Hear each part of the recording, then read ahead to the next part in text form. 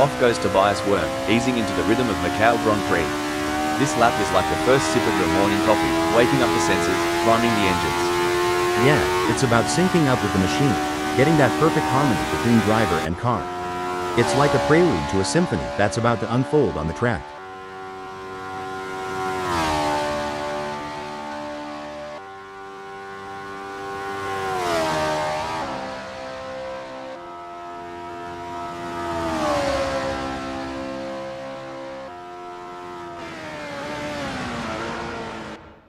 Moritz has a best lap time of 3:36.576.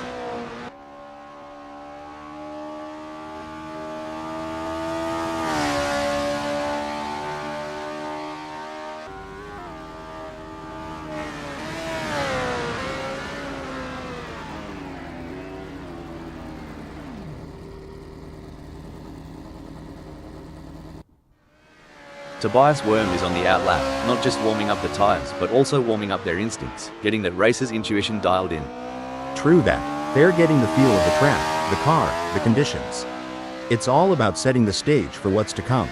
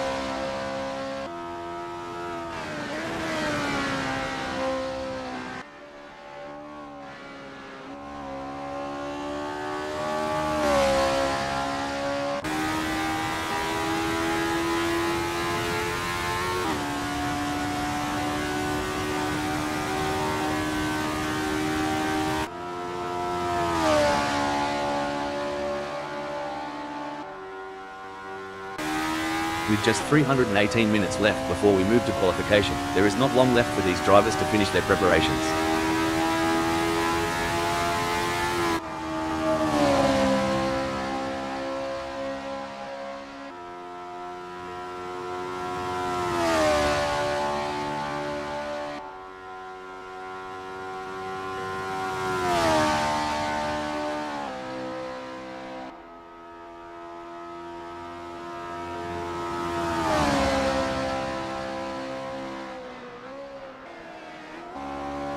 There's no mucking around for Tobias Worm and Euro, straight down to business on this first flyer. They'll be keen to see what times they can clock in early on. Yeah, and it's not just about speed. It's about rhythm, finding that flow around Macau Grand Prix. Getting into that groove early can set the pace for the whole session.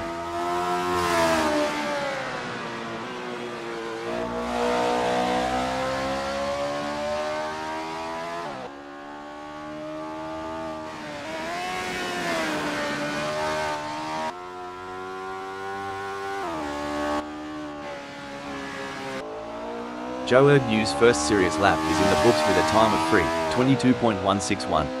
Good effort, but I'm expecting them to really push the envelope in the next few laps. Yeah, it's about building that momentum, Rob. Fine-tuning their approach with each turn, each lap, getting more out of the car and themselves.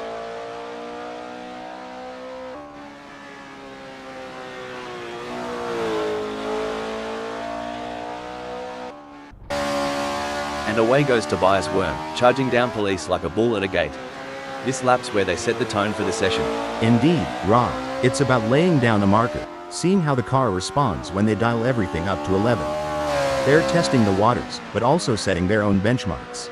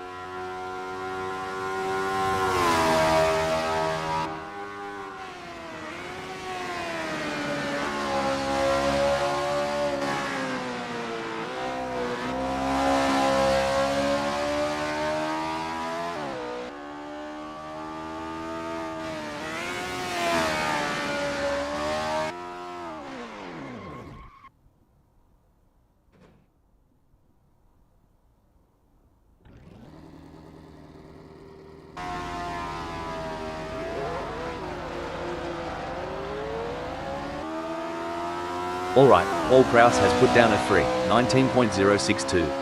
It's a decent benchmark, but I reckon there's more juice to squeeze out of that Honda S800 RSC. For sure, Rob, it's early days. They're just starting to sync up with the track. We'll likely see those times tumble as they dial in.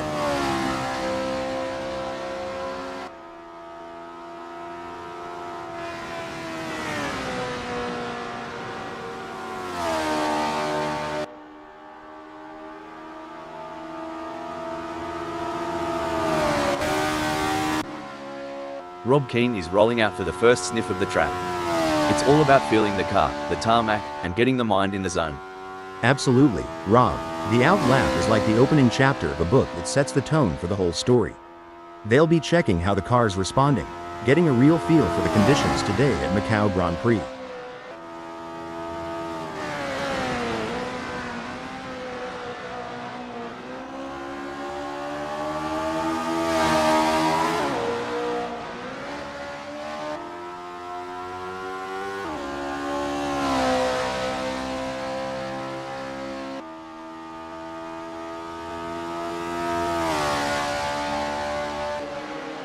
You ever think about what's ticking inside a driver's noggin during these laps? All the time. It's a mix of analyzing, strategizing, and adapting. Every corner, every straight is a puzzle, and they're trying to solve it at full speed. You know, mate, some folks wonder why these drivers spend so much time in practice. But it's just like prepping a Barbie, you gotta get it right before the big show. Exactly. Rob, practice makes perfect, and in racing, perfect can be the difference between pole position and the back of the grid.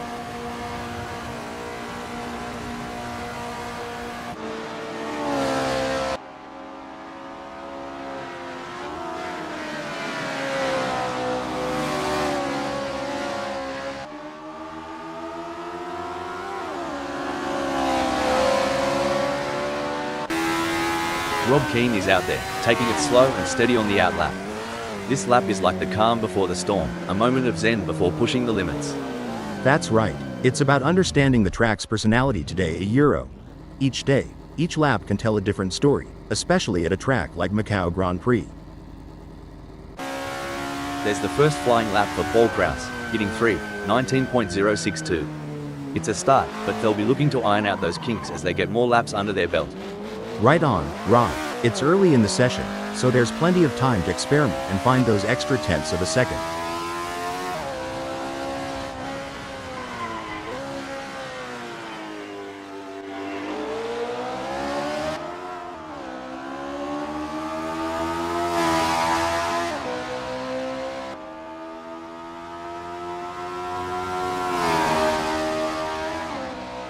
Tobias Worm posted 3:10.318 on their last lap. How will they do on this one?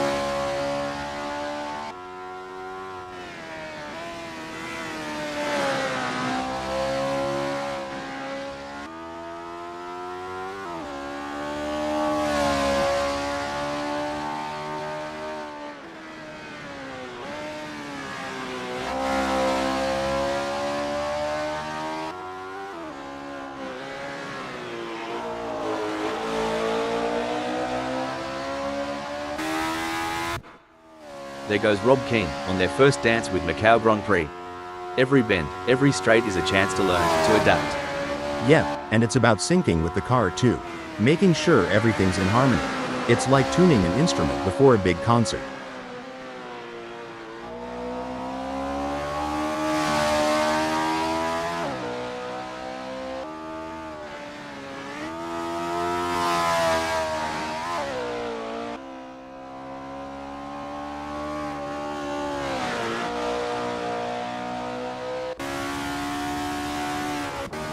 Tobias Worm posted a 3:10.318 on their last lap. How will they do on this one?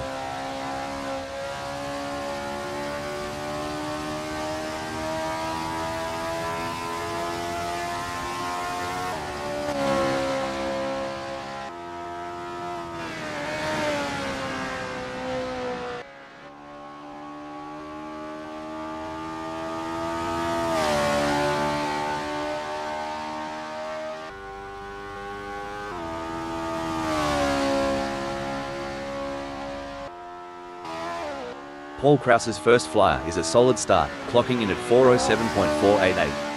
They're getting a feel for the track, but there's room to shave off a few more seconds.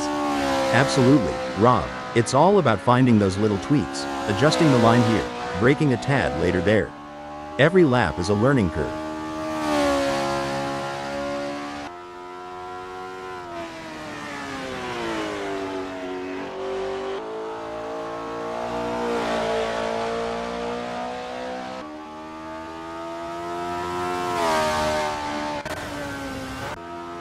And there's Rob Keane, easing out onto Macau Grand Prix.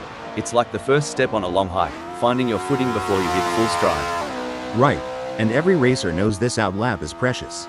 It's their first handshake with the track today, feeling out its mood and temperament.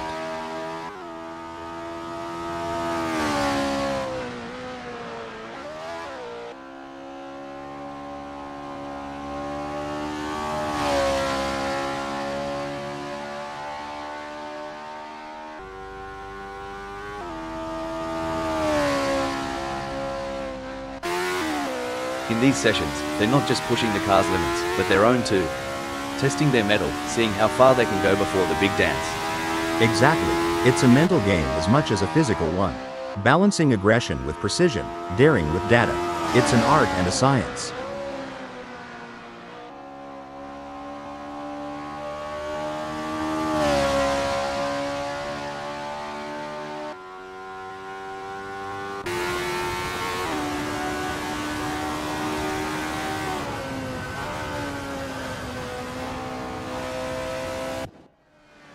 Now, here's a term some might not be familiar with: roll bar stiffness. Sounds technical, doesn't it? It does, but in essence, it's about how the car reacts to lateral forces, especially during cornering. Adjusting the roll bar can change how the car behaves mid-corner. A softer setting can be more forgiving, but a stiffer one might give the driver a quicker response, albeit with less margin for error.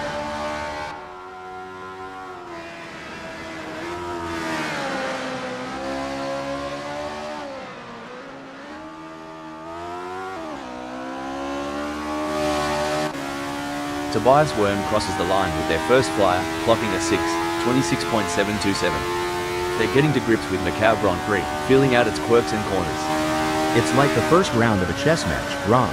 They're making their opening moves, setting up for the later, faster laps where they'll really show their hand.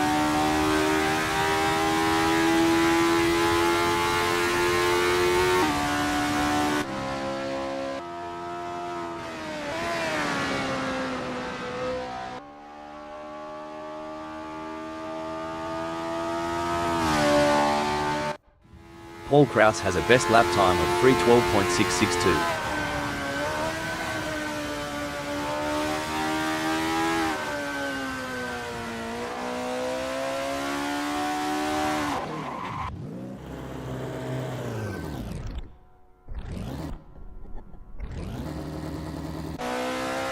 There's Rob Keane, gently nudging the beast as they head out. The out lap is where you whisper to the car, "Let's dance," before the real party starts. You got that right. It's a gentle waltz before the full-on rock concert of the race. They're testing the waters, getting a feel for every bend and straight of Macau Grand Prix.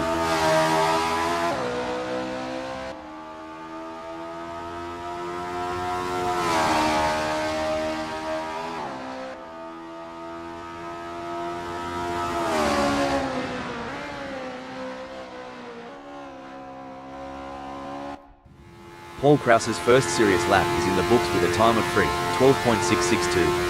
Good effort, but I'm expecting them to really push the envelope in the next few laps. Yeah, it's about building that momentum, Rob.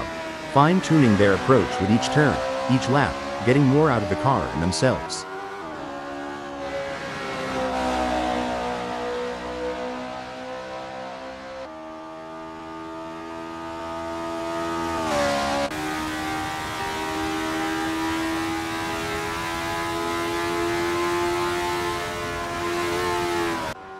Keane is getting to grips with the Honda S800 RSC in this practice session.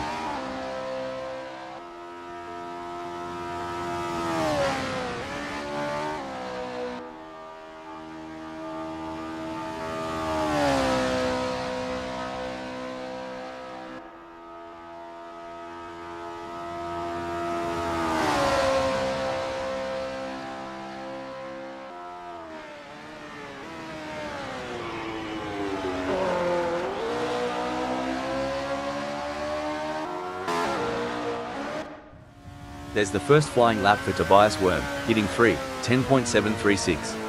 It's a start, but they'll be looking to iron out those kinks as they get more laps under their belt. Right on, Rob. It's early in the session, so there's plenty of time to experiment and find those extra tenths of a second.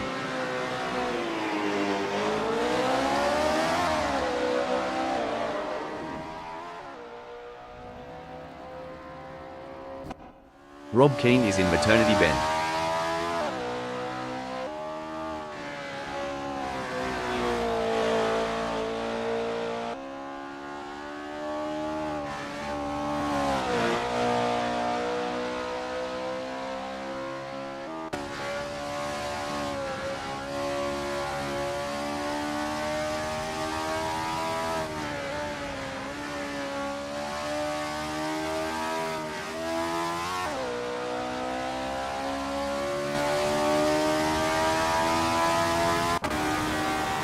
Ever heard the pit crew chat about wheel camber? Sounds like a dance move, but trust me, it's all car talk. Haha, yeah, camber is the angle of the wheel relative to the road. A bit of negative camber, where the top of the tire leans inwards, can give more grip in the corners. But too much and you're looking at premature wear on the inside of the tire. It's a balancing act, and each track requires its own setting. Let's talk rubber. Tire pressures ain't just about pumping them up and hitting the road. It's like a fine art. Couldn't have said it better. Tire pressures can dramatically impact the contact patch, the actual bit of tire touching the tarmac. Too high and you lose temperature and grip, too low, and you risk overheating, uneven wear, or even a blowout. Each tire will have its own sweet spot where they grip best.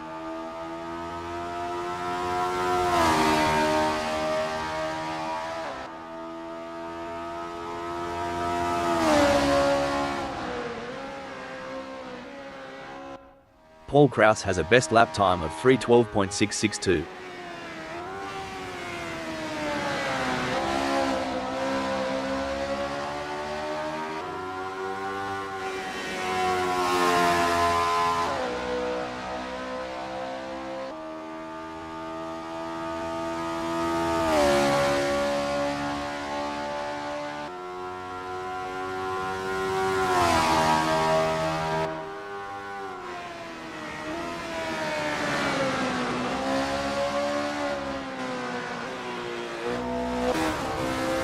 Look at Chris Duke taking it nice and easy, a smart move.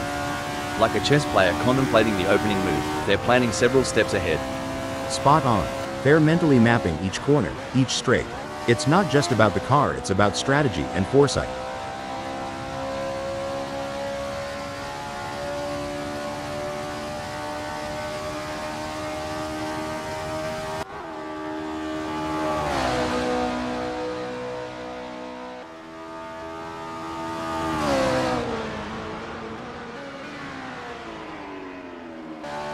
Paul Krause posted a 4:45.078 on their last lap.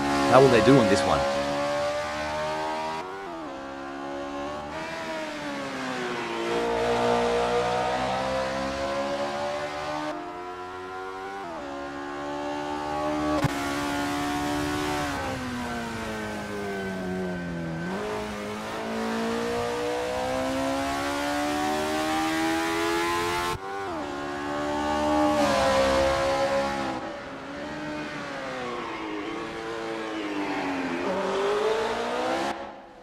And off goes Chris Duke, easing into the rhythm of Macau Grand Prix.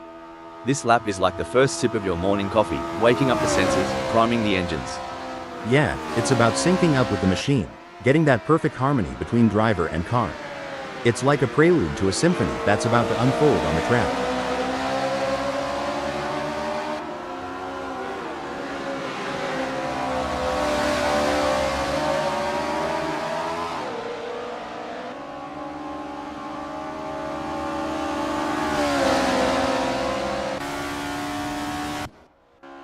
Paul Krause's first flyer is a solid start, clocking in at 4:45.078. They're getting a feel for the track, but there's room to shave off a few more seconds. Absolutely, Rob. It's all about finding those little tweaks, adjusting the line here, braking a tad later there. Every lap is a learning curve.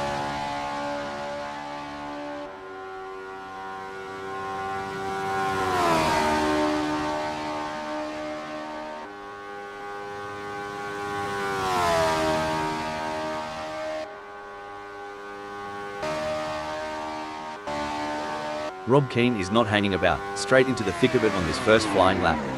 They're getting a real taste of the Honda S800 RSC's capabilities. Absolutely. It's about understanding the limits early on. You'll see them experimenting with braking points and turn-in speeds, all while keeping an eye on those tire temps.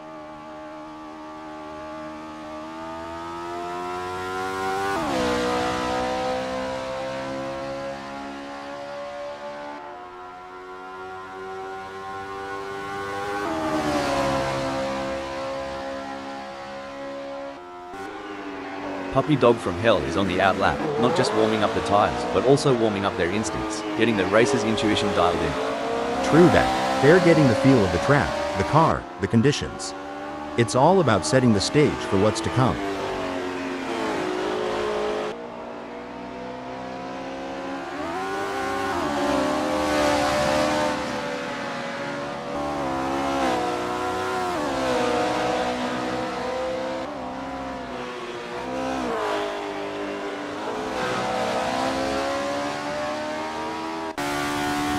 Mate, these drivers aren't just burning rubber for the fun of it.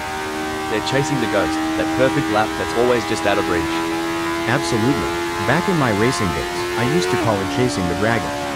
It's that feeling when you know there's still a little more in the tank, a fraction of a second to be found.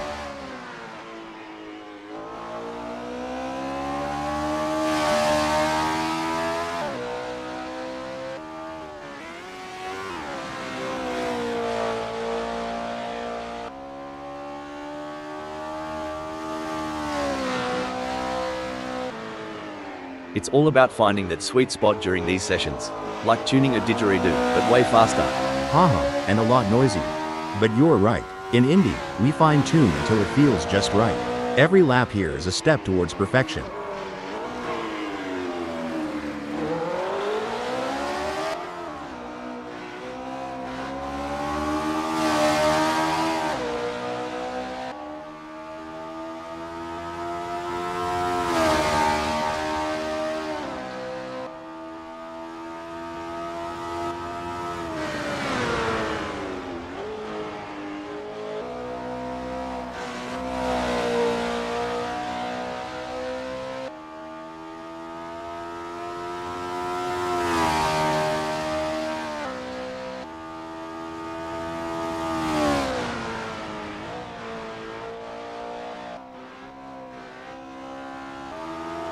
Chris Ilduke is out there, taking it slow and steady on the out lap. This lap is like the calm before the storm, a moment of zen before pushing the limits. That's right. It's about understanding the track's personality today a Euro. Each day, each lap can tell a different story, especially at a track like Macau Grand Prix.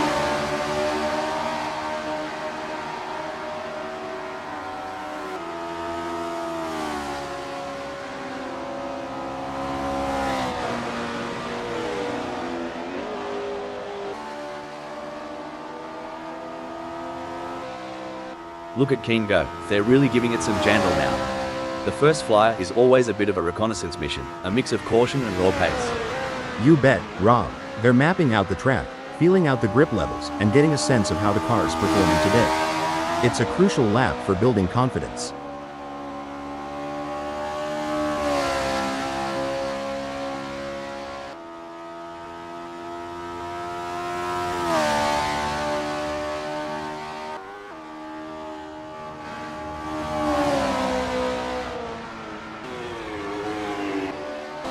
Watch as Puppy Dog from Hell takes it nice and easy on this out lap.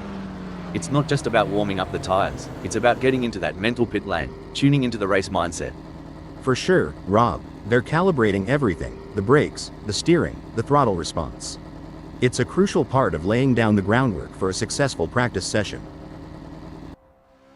And there's Chris Ilduke, easing out onto Macau Grand Prix. It's like the first step on a long hike, finding your footing before you hit full stride. Right. And every racer knows this out lap is precious. It's their first handshake with the track today, feeling out its mood and temperament.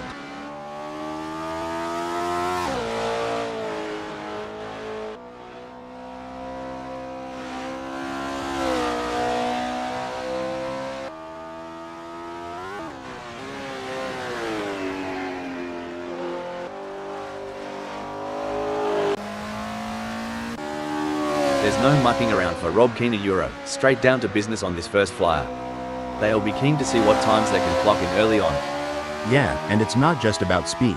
It's about rhythm, finding that flow around Macau Grand Prix. Getting into that groove early can set the pace for the whole session.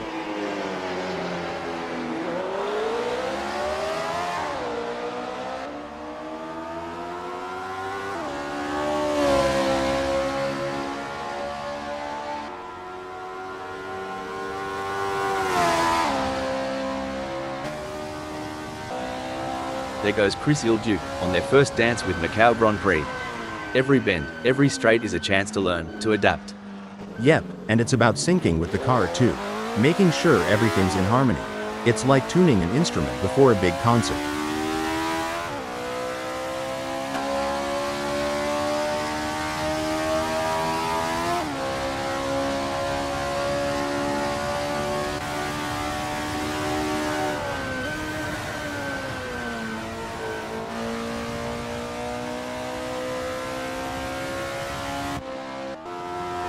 It's a bit like looking for water in the outback. These drivers are searching for that sweet rhythm, where everything just clicks. Spot on. It's that elusive flow state. When everything syncs up, the car, the track, the driver, that's when magic happens.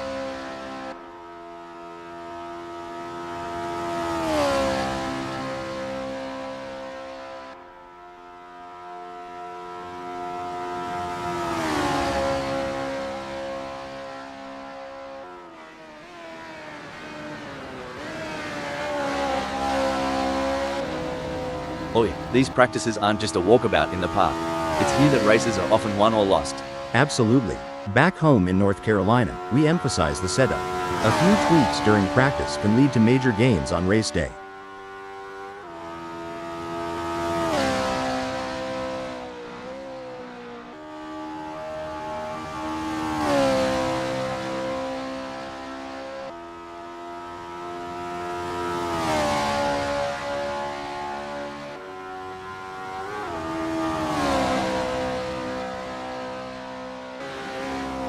Alright, Rob has put down a 12:02.272.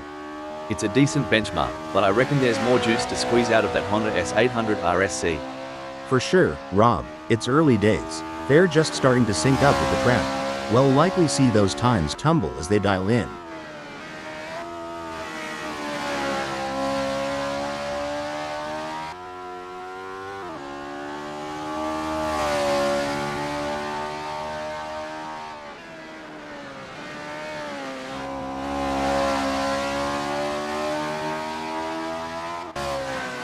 Chris Duke's on the outlap, getting a taste of the tarmac.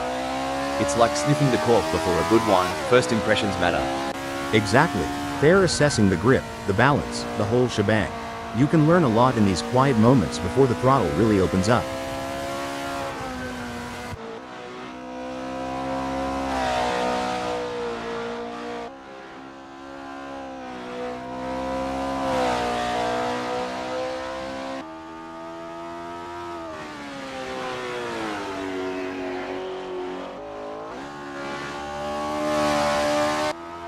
With just 283 minutes left before we move to qualification, there is not long left for these drivers to finish their preparations.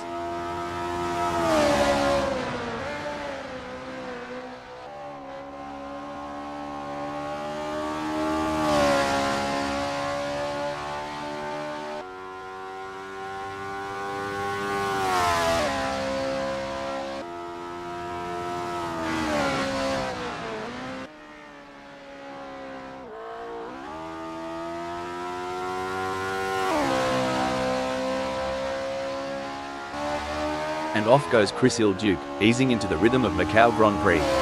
This lap is like the first sip of your morning coffee, waking up the senses, priming the engines. Yeah, it's about syncing up with the machine, getting that perfect harmony between driver and car. It's like a prelude to a symphony that's about to unfold on the track.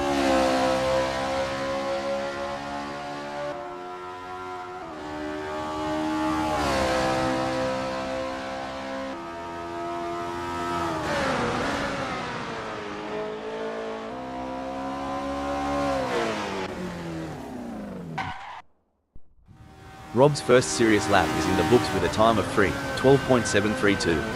Good effort, but I'm expecting them to really push the envelope in the next few laps. Yeah, it's about building that momentum, Rob. Fine-tuning their approach with each turn, each lap, getting more out of the car and themselves.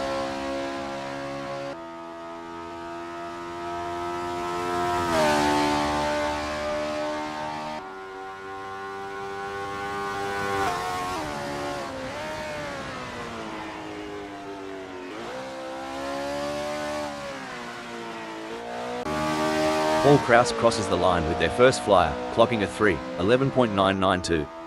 They're getting to grips with Macau Grand Prix, feeling out its quirks and corners. It's like the first round of a chess match, Rob. They're making their opening moves, setting up for the later, faster laps where they'll really show their hand.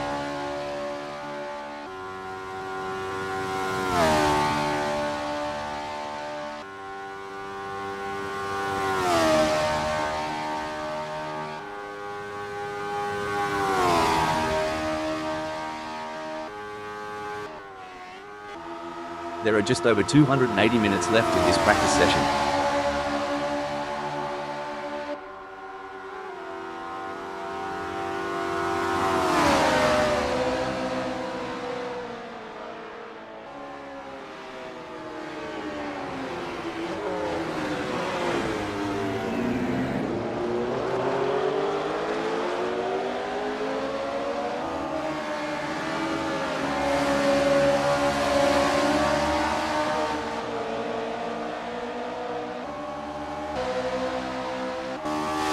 Hey Hal, you reckon these drivers ever get tired of going round and round during practice?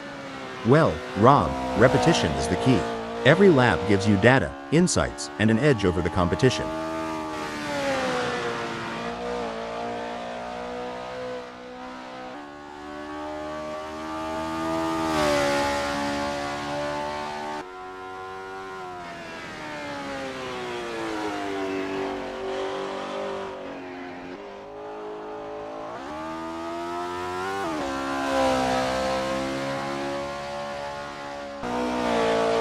Puppy Dog from Hell is rolling out for the first sniff of the track.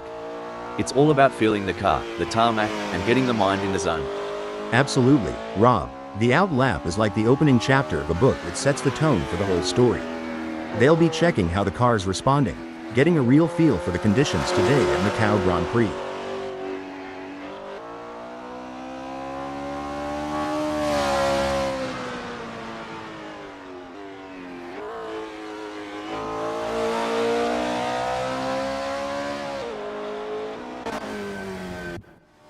There's the first flying lap for Rob, hitting 3:10.588. It's a start, but they'll be looking to iron out those kinks as they get more laps under their belt. Right on, Rob. It's early in the session, so there's plenty of time to experiment and find those extra tenths of a second.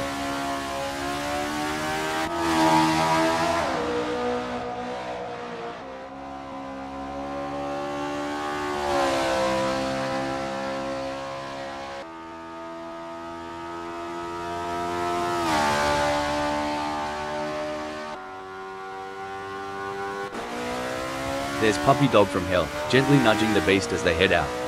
The out lap is where you whisper to the car, "Let's dance," before the real party starts. You got that right. It's a gentle waltz before the full-on rock concert of the race. They're testing the waters, getting a feel for every bend and straight of Macau Grand Prix.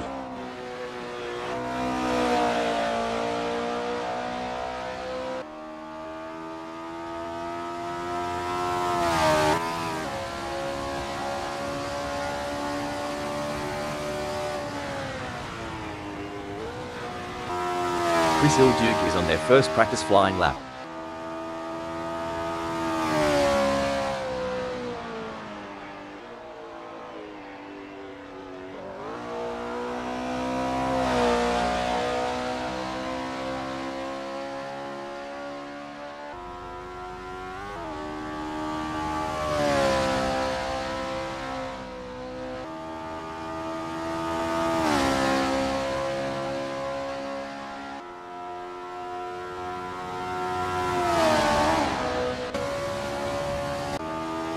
Puppy Dog from Hell is really opening up the taps now, their first flyer of the session. This is where we start to see what Honda S800 RSC has got under the hood. That's right, Rob. They're shaking off the cobwebs and really starting to push. It's all about finding that sweet spot between speed and control on the circuit.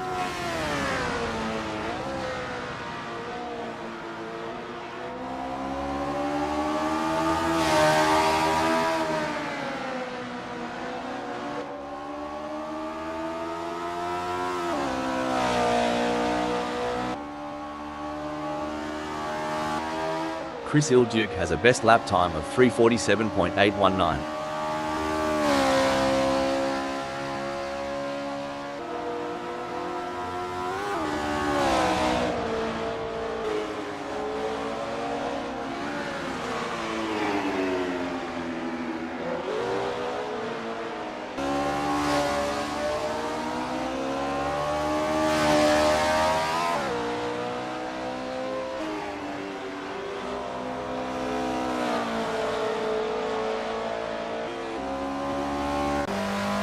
You ever think about what's ticking inside a driver's noggin during these laps?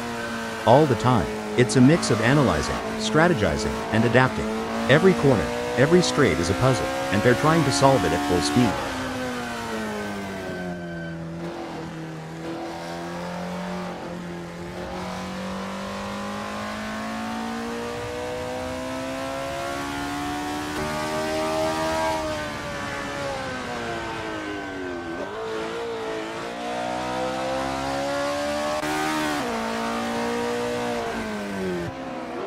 In these sessions, they're not just pushing the car's limits, but their own too.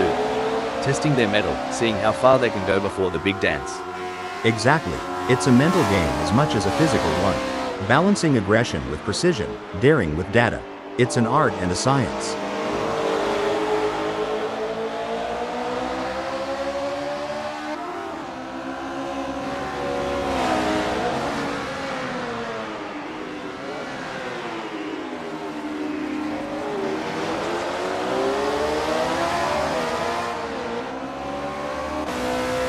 Renault 99 is on the out lap, not just warming up the tyres, but also warming up their instincts, getting the racer's intuition dialed in.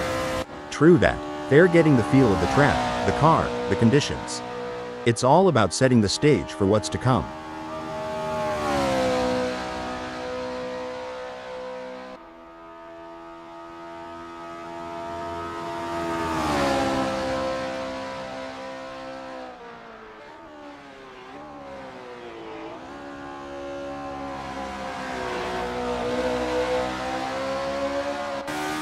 Paul Kraus has a best lap time of 3:11.992.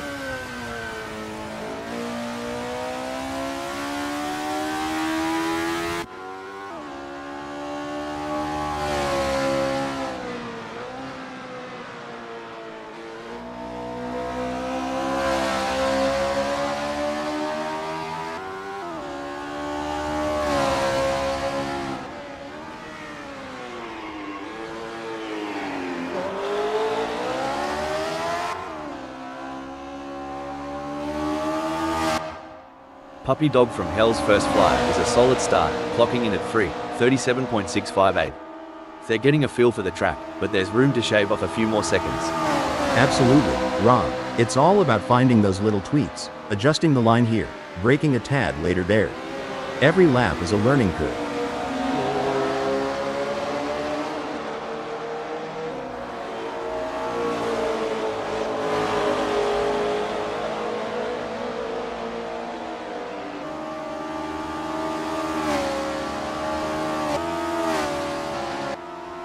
Alright, Chris Ilduke has put down a 3:29.594. It's a decent benchmark, but I reckon there's more juice to squeeze out of that Honda S800 RSC. For sure, Rob. It's early days. They're just starting to sync up with the track. We'll likely see those times tumble as they dial in.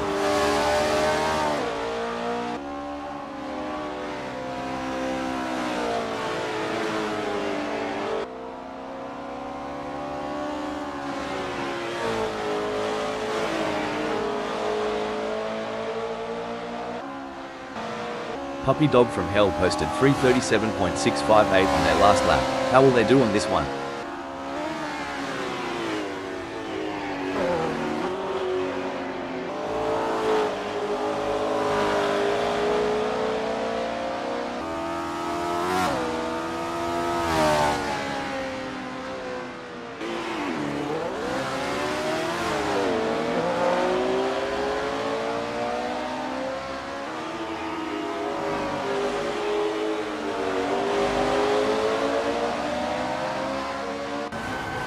Look at Renault 99 taking it nice and easy, a smart move. Like a chess player contemplating the opening move, they're planning several steps ahead. Spot on. They're mentally mapping each corner, each straight. It's not just about the car, it's about strategy and foresight.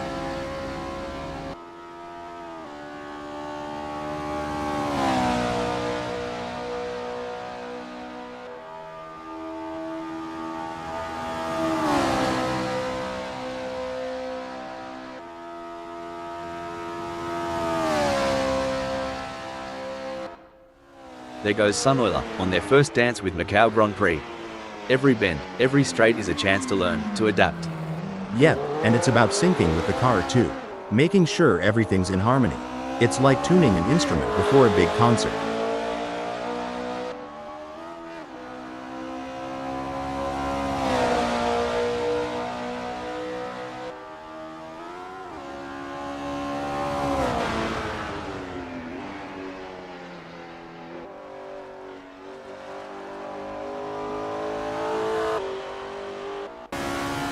You know, mate, watching these practice sessions, you'd think the driver just jumps in and goes.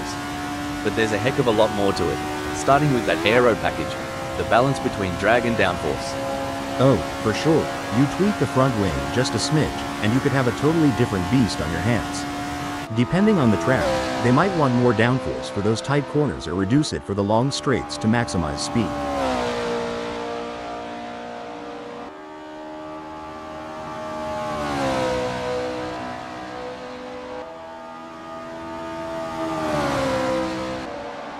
And there's Sunoiler, easing out onto Macau Grand Prix.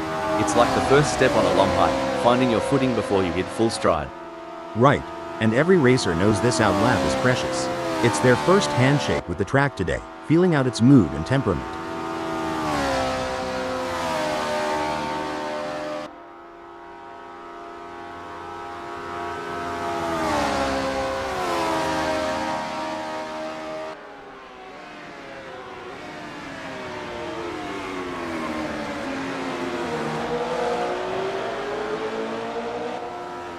Tobias Worm's first serious lap is in the books with a time of 3:10.736.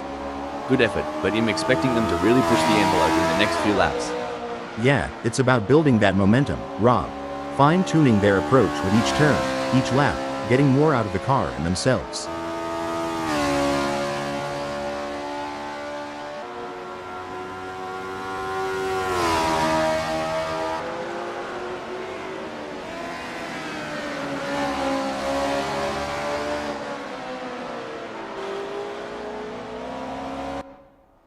Watch as Renault 99 takes it nice and easy on this out lap. It's not just about warming up the tires, it's about getting into that mental pit lane, tuning into the race mindset. For sure, Rob. They're calibrating everything, the brakes, the steering, the throttle response. It's a crucial part of laying down the groundwork for a successful practice session.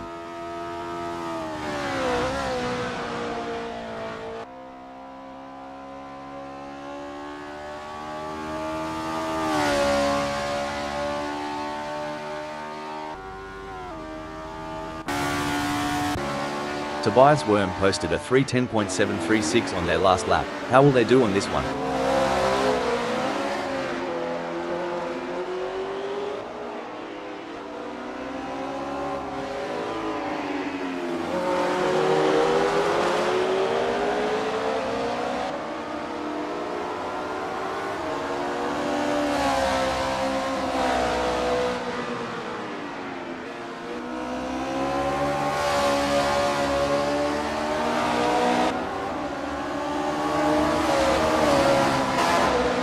Paul Kraus crosses the line with their first flyer, clocking a 5:20.688. They're getting to grips with Macau Grand Prix, feeling out its quirks and corners. It's like the first round of a chess match, Rob. They're making their opening moves, setting up for the later, faster laps where they'll really show their hand. With just 267 minutes left before we move to qualification, there is not long left for these drivers to finish their preparations.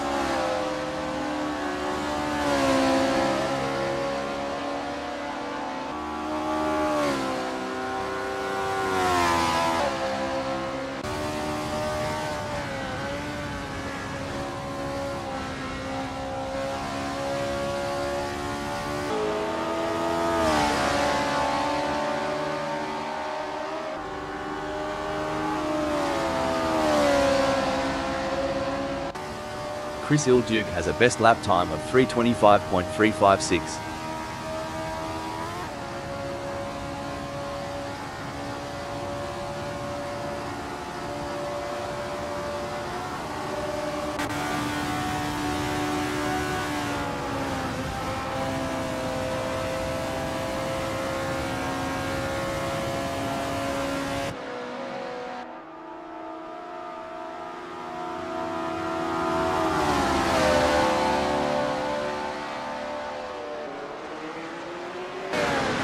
These practices, mate, they're like a kangaroo finding its best hop.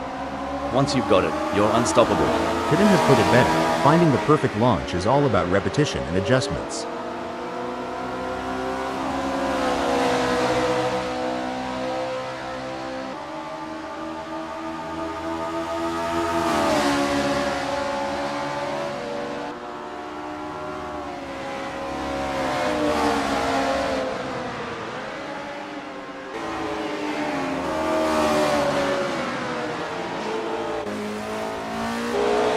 You know, mate, some folks wonder why these drivers spend so much time in practice. But it's just like prepping a barbie, you gotta get it right before the big show. Exactly. Rob, practice makes perfect, and in racing, perfect can be the difference between pole position and the back of the grid.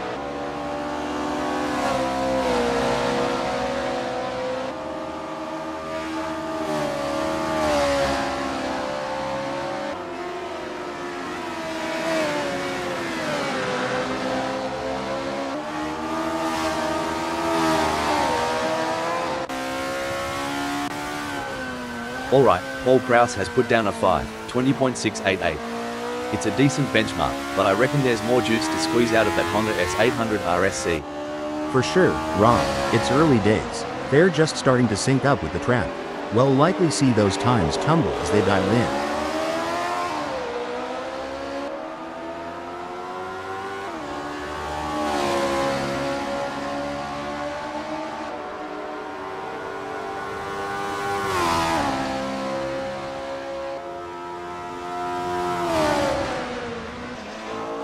And away goes Sunola, charging down Dona Maria Bend 2 like a bull at a gate.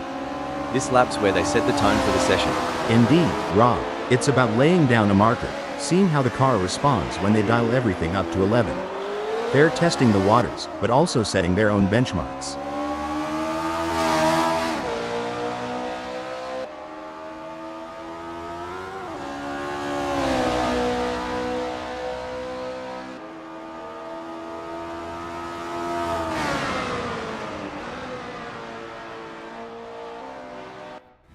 Joe Yu has a best lap time of 3:19.073.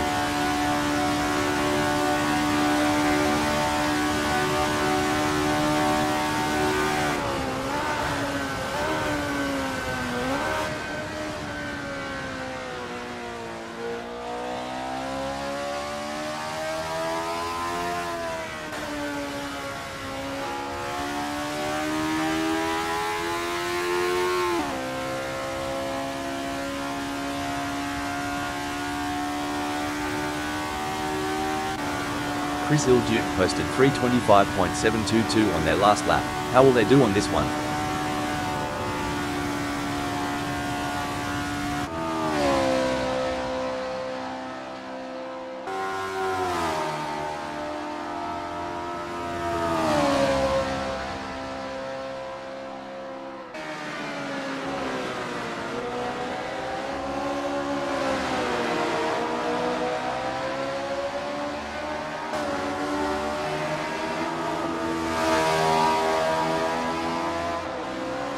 Puppy Dog from Hell's First Flyer is a solid start, clocking in at 3:29.987. They're getting a feel for the track, but there's room to shave off a few more seconds. Absolutely, Rob. It's all about finding those little tweaks, adjusting the line here, braking a tad later there. Every lap is a learning curve.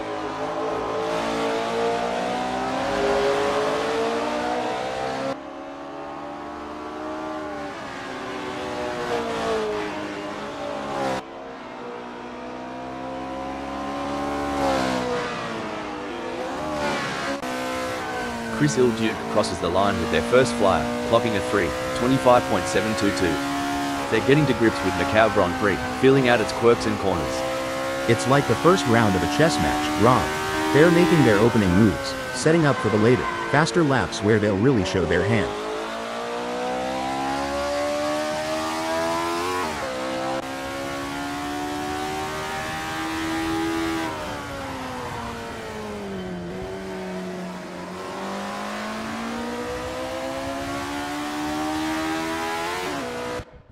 With just 261 minutes left before we move to qualification, there is not long left for these drivers to finish their preparations.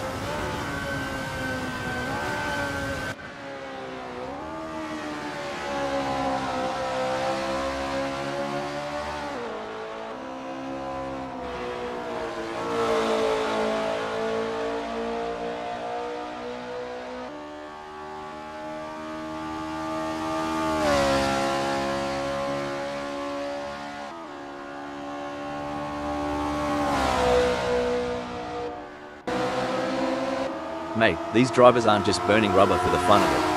They're chasing the ghost, that perfect lap that's always just out of reach. Absolutely. Back in my racing days, I used to call it chasing the dragon. It's that feeling when you know there's still a little more in the tank, a fraction of a second to be found.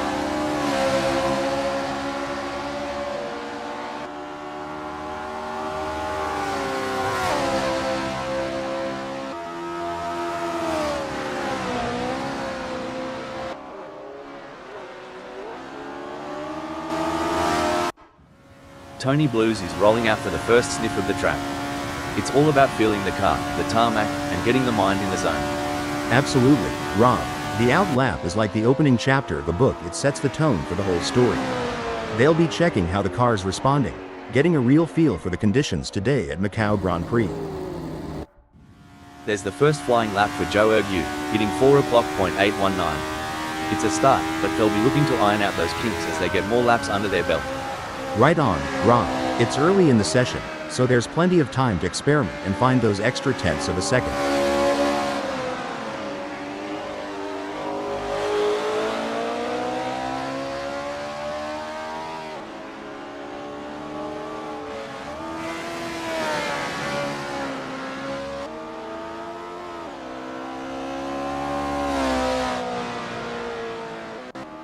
Renault 99 has a best lap time of 3:16.809.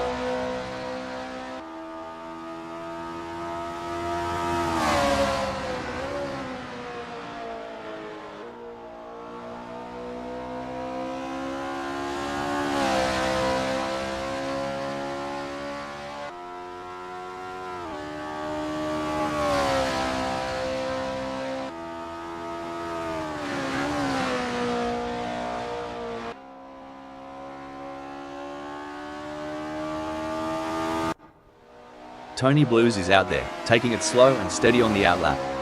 This lap is like the calm before the storm, a moment of zen before pushing the limits. That's right.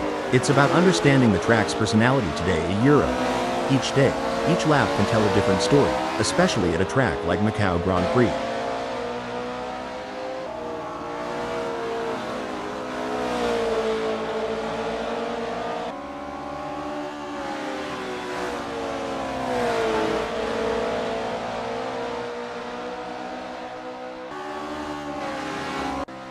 Paul Kraus posted a 5:02.565 on their last lap. How will they do on this one?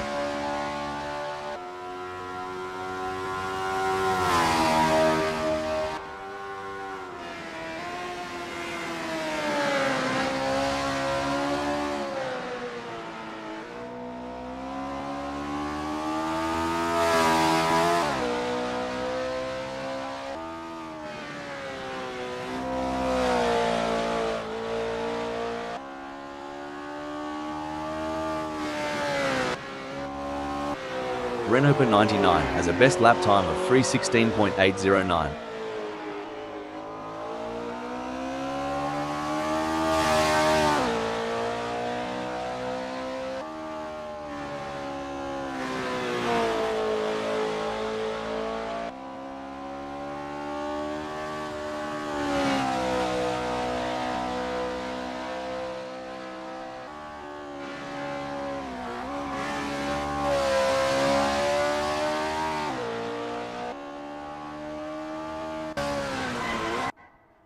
And off goes Eddie G, easing into the rhythm of Macau Grand Prix.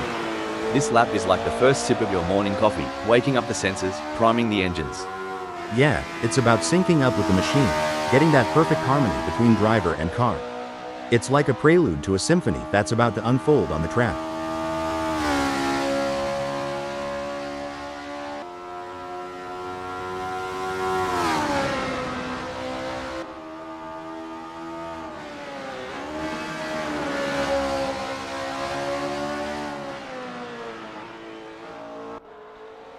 Ever heard the pit crew chat about wheel camber? Sounds like a dance move, but trust me, it's all car talk.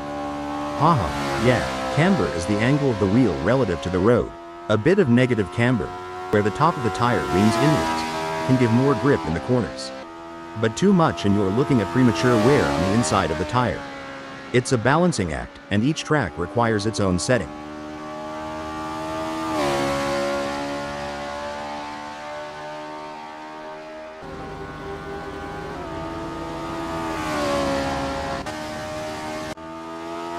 It's all about finding that sweet spot during these sessions. Like tuning a didgeridoo, but way faster. Haha, and a lot noisier. But you're right. In Indy, we fine tune until it feels just right. Every lap here is a step towards perfection.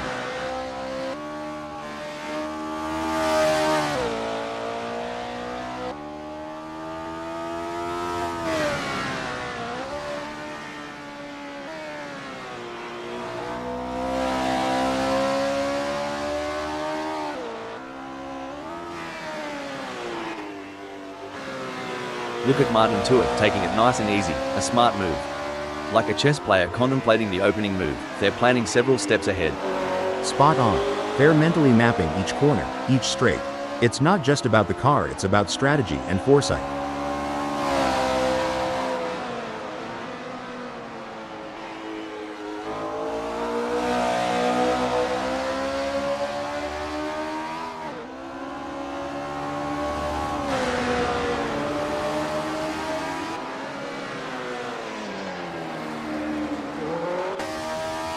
Alright, Joe Ergu has put down a 3:37.151.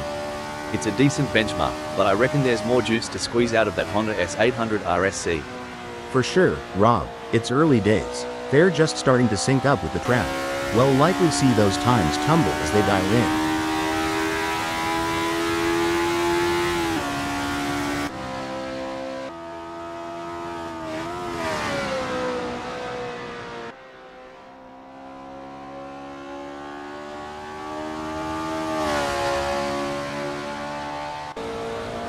There's D-Max, gently nudging the beast as they head out.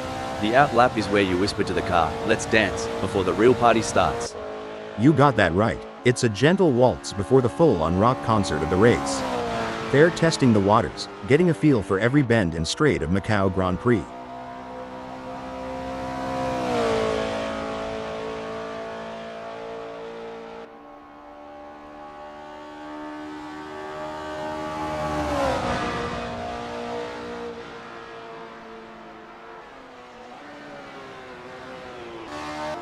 Renault 99's first flyer is a solid start, clocking in at 3:21.168. They're getting a feel for the track, but there's room to shave off a few more seconds. Absolutely, Rob. It's all about finding those little tweaks, adjusting the line here, braking a tad later there. Every lap is a learning curve.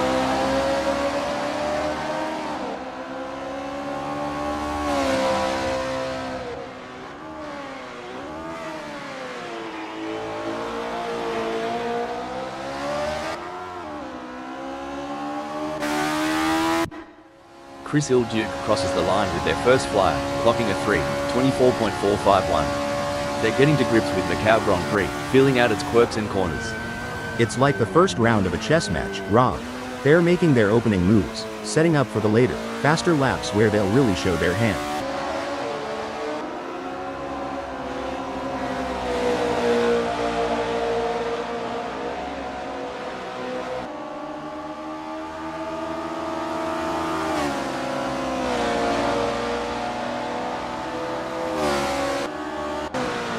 Joe Ergu's first serious lap is in the books with a time of 3:23.753. Good effort, but I'm expecting them to really push the envelope in the next few laps. Yeah, it's about building that momentum, Rob. Fine-tuning their approach with each turn, each lap, getting more out of the car and themselves.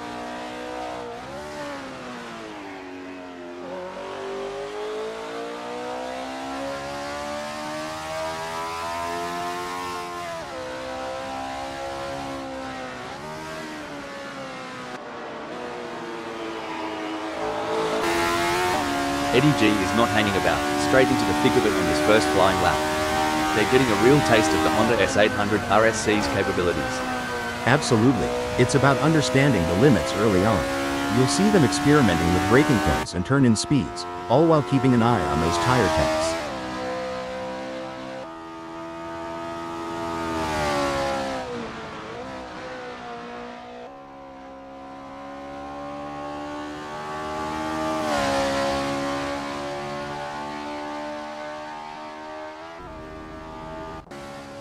Oh yeah, these practices aren't just a walkabout in the park.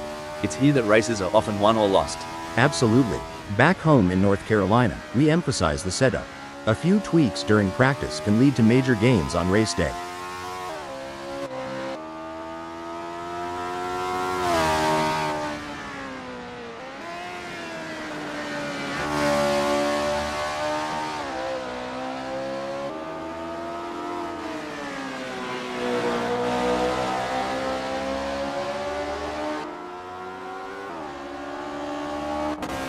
Martin Tuitt is getting to grips with the Honda S800 RSC in this practice session.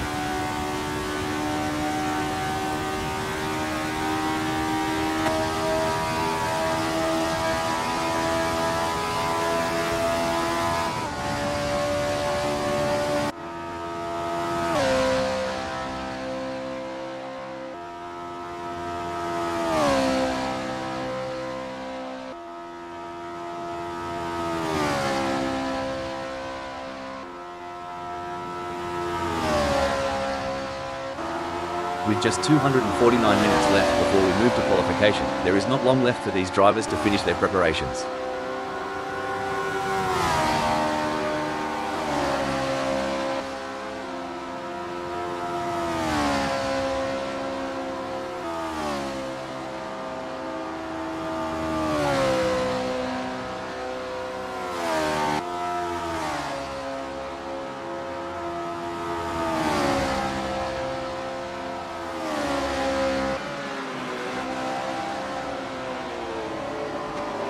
Tobias Worm has a best lap time of 10.318.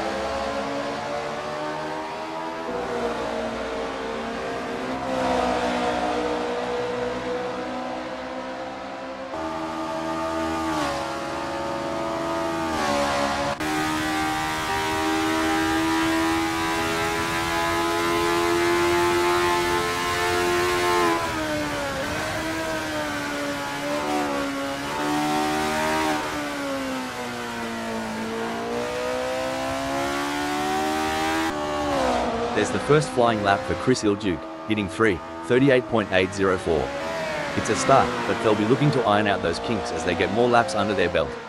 Right on, Rob. It's early in the session, so there's plenty of time to experiment and find those extra tenths of a second.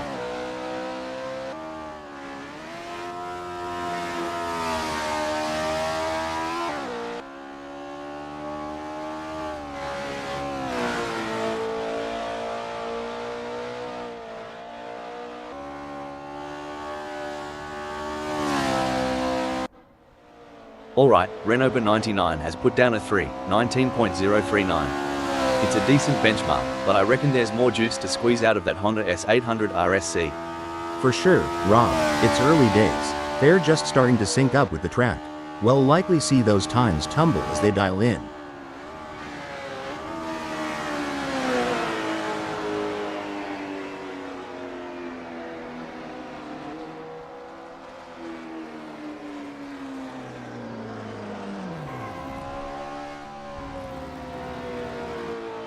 Tony Blues posted 331.005 on their last lap. How will they do on this one?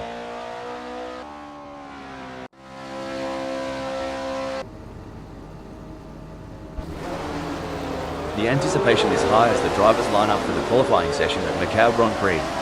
This is where champions are made, and the stakes couldn't be higher. Tony Blues is on their outlap. It's all about finding that balance between staying calm and focused while also pushing the limits. A solid performance from Puppy Dog from Hell as they currently hold position 7. However, with the session coming to a close, they'll need to find that extra bit of speed if they want to move up the grid. You hit the nail on the head, Rob. Puppy Dog from Hell's current position of 7th is a testament to their skill and determination. Now, they must stay sharp to make the most of this opportunity.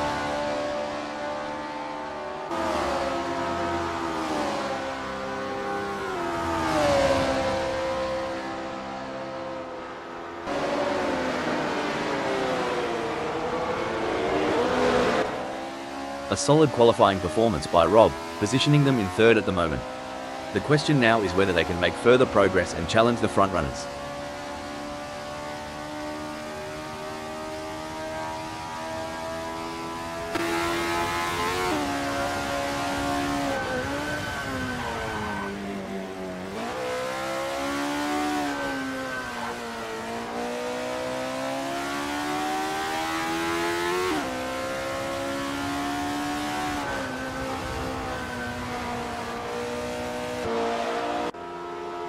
Chris Ilduke has secured a respectable 10th in the qualifying session. Can they capitalise on this position and use it as a launching pad for a stronger race performance?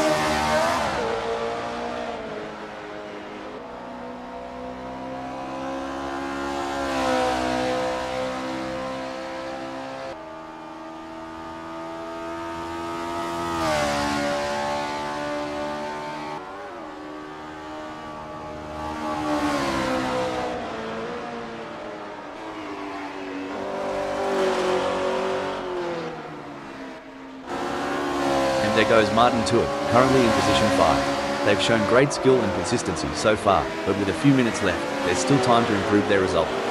You're spot on, Rob. Martin Tuitt's current position of 5th is a testament to their skills and determination. Now, they face the challenge of maintaining their position against hungry rivals.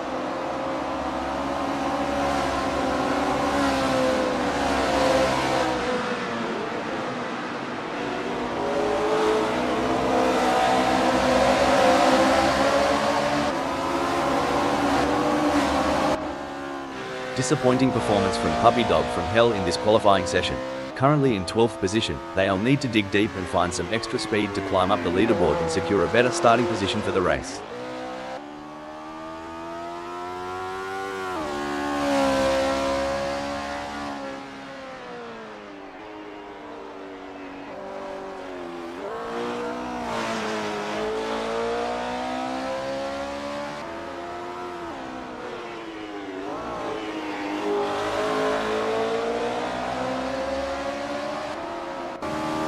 Eddie G has positioned themselves well in 3rd during qualifying.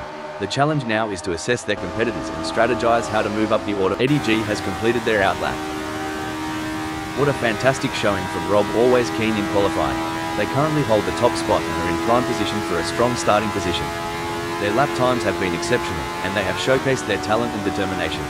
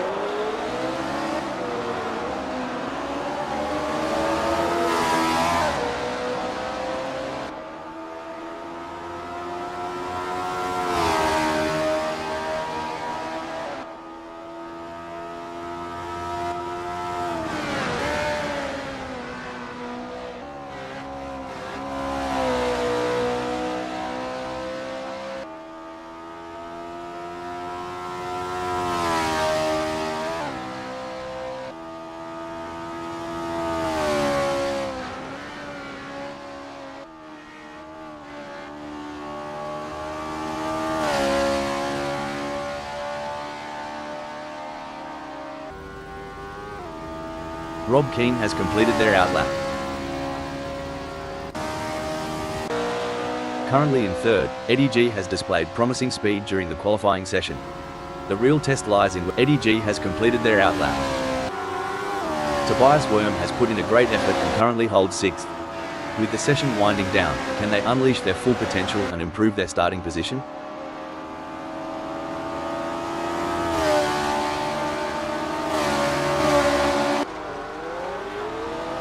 Tobias Worm has completed their outlap. It's an impressive showing by Martin Tuitt, currently in 8th. They've showcased their talent, but will they be able to find those crucial extra tenths of a second to climb higher? Absolutely, Rob. Martin Tuitt has shown great potential. Martin Tuitt has completed their outlap.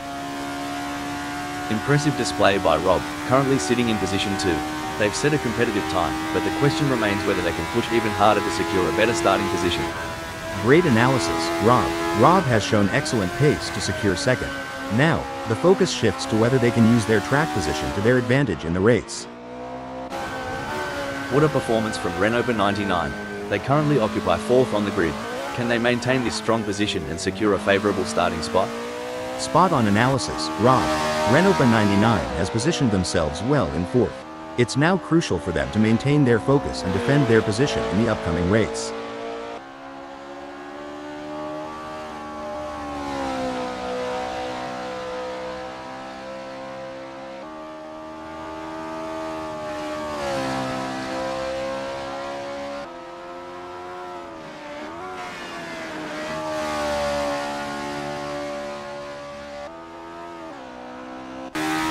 A strong showing from Rob as they currently sit in 2nd. With the session drawing to a close, they'll need to dig deep and find that extra burst of speed to improve.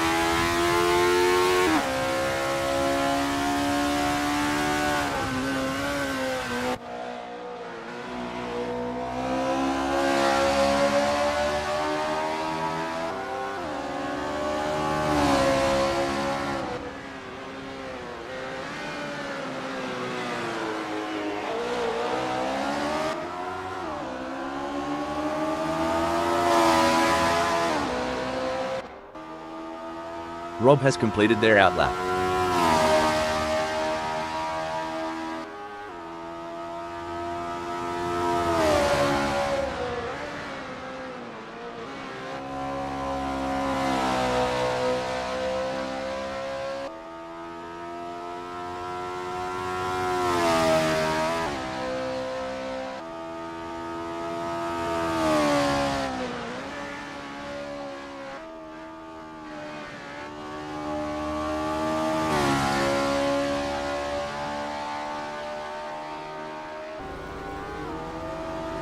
Keane has just completed that lap in 3:10.107.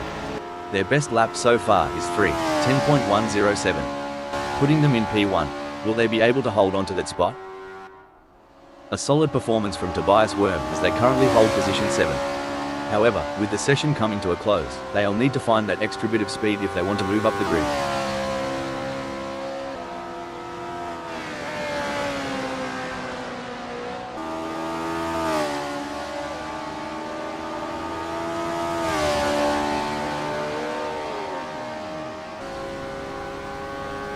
Tobias Worm has just completed a lap in 3:16.471.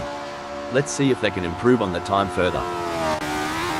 A solid qualifying performance by Tony Blues, positioning them in 10th at the moment. Tony Blues has completed their first flying lap in 3:26.473.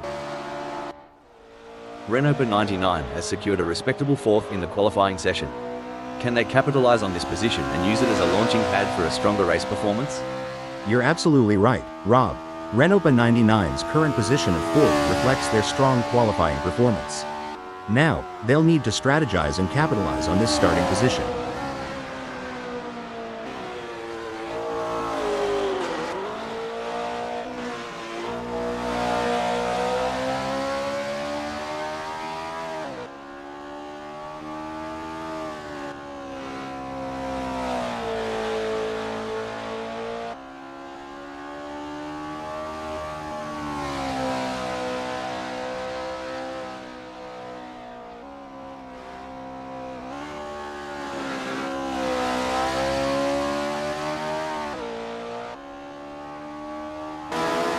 Impressive work from Eddie G, who has claimed 7th on the grid.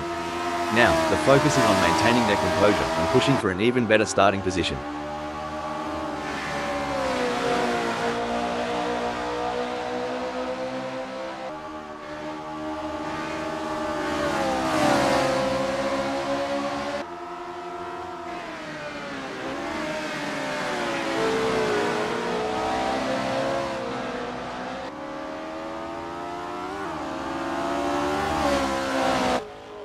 Megasaurus 55 has put in a great effort and currently holds 3rd. With the session winding down, can they unleash their full potential and improve their starting position? Incredible drive by Tobias Worms so far, earning him 5th on the grid. However, the competition is fierce. Will they be able to find that extra edge to move up?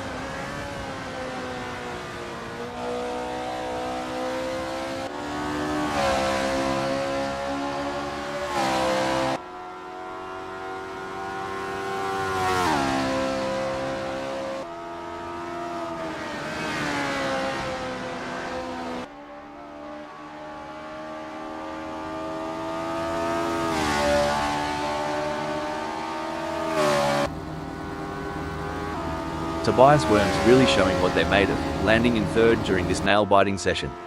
Absolutely, Rob. It's all about precision and nerve in qualifying. Every millisecond can make a difference on the grid.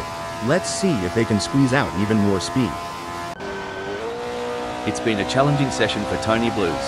They're currently languishing in 11th position, which is not where they had envisioned themselves. But in motorsport, anything can happen, and Tony Blues has some work to do as that 324.846 is only good enough for 10th.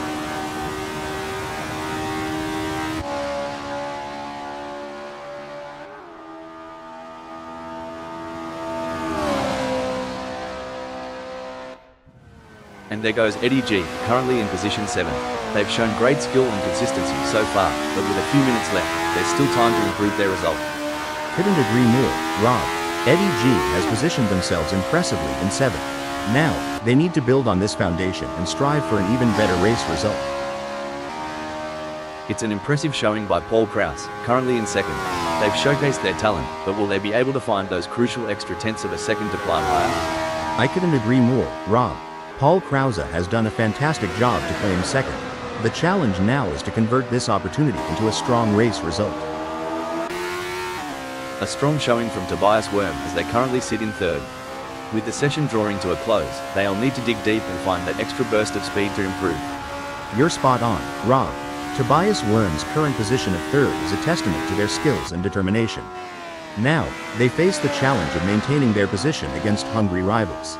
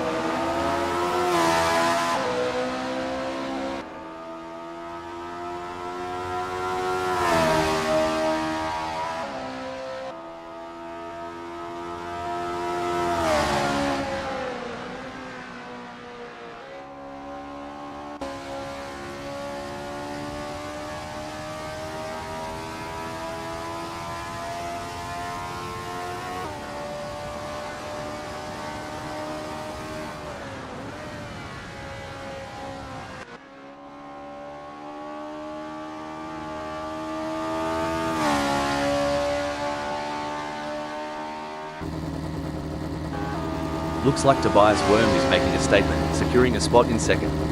Yep, Rob, but there's always room for improvement. Smooth, consistent laps might just be the key to climbing even higher before this session wraps up. A solid performance from Tony Blues as they currently hold position 10. However, with the session coming to a close, they'll need to find that extra bit of speed if they want to move up the grid. I completely agree, Rob. Tony Blues has positioned themselves impressively in 10th. However, it's crucial for them to keep pushing to potentially improve their starting position. Seems like Tony Blues struggling to find the sweet spot with their Honda S800 RSC. Sitting in 10th with a time of 23.035, they might want to consider adjusting the suspension setup for better handling. Yeah, tuning the suspension could improve cornering stability, Rob.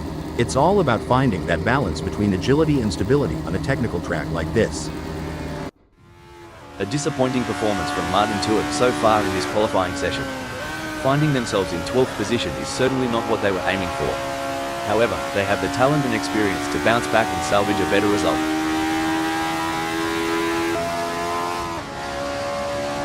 With Martin Tuitt clocking a 3:17.410, they've got themselves a mountain to climb, stuck in 7th. They're not out of the fight yet, Rob, but it's going to take some serious wheel work to make up that gap. The clock's ticking, and they need to make every lap count from here on out.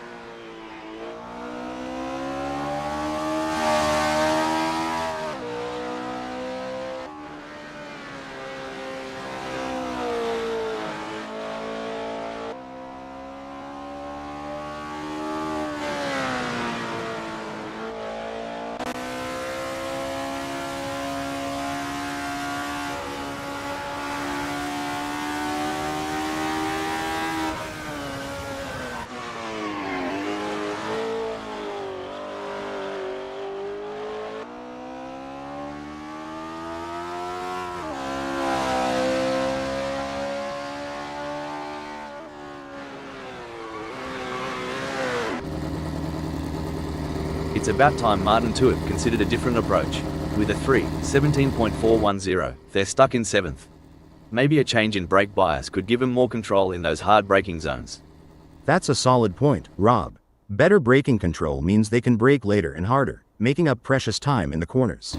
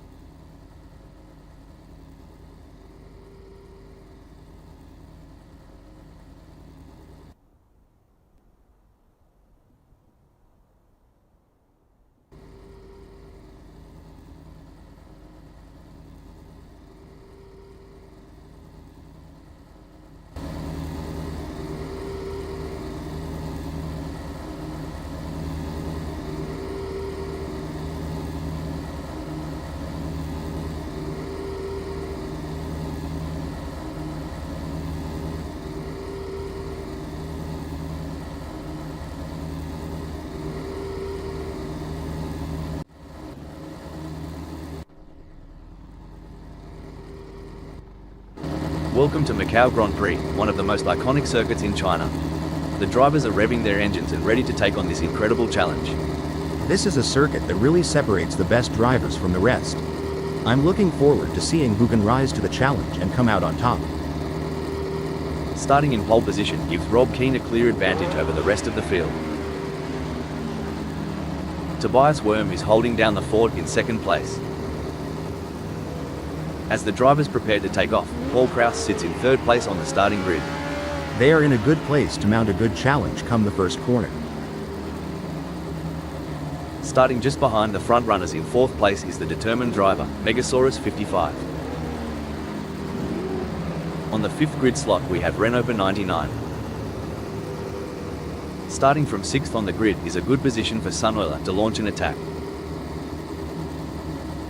In the middle of the pack, we have Martin Tuitt starting from the 7th position on the grid. Eddie G is placed in 8th. Our 9th place starter, Zhou Ergu, is a driver who knows how to make up ground on the track. Lining up in the mid-pack. As the engines roar to life, Chris Il-Duc prepares to take off from the 10th position on the starting grid. Chris Il-Duc will have wanted a better start than 10th. Starting from 11th on the grid is not ideal for Tony Blues, but they're a fighter. But they've got the skills to make something happen. Puppy Dog from Hell has got their work cut out for them starting from 12th on the grid. Starting from 13th on the grid is a decent position for Jack M team, all things considered. They have the talent to make their way to the front of the pack. D-Max may not be starting from pole, but they're still in with a shot. DMAX has been looking strong. They're on the move. This ain't just a Sunday drive to Bunnings, mates. Time to find the perfect track and not muck about. This is where the driver's true abilities will be put to the test. Staying calm and collected while pushing for the lead is the ultimate challenge. There's some intense battling throughout the field as everyone is looking to get off to a good start. The race isn't won in the first turn, but there have been plenty that have ended their run.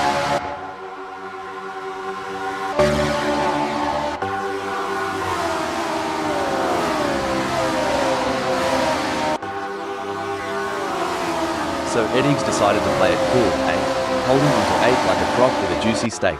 Just sizing up the competition, I reckon. I for one am really excited, Rob. The rivalry between Eddie G and Martin Tuitt has been building before the race, and this is where scores are settled.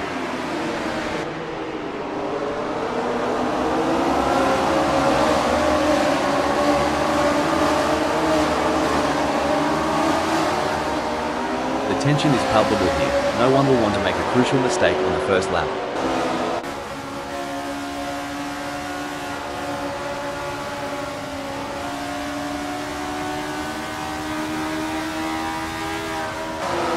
Who lit a fire under Chris Il-Duc's bum? They've leapt forward like they spotted a tenor on the ground.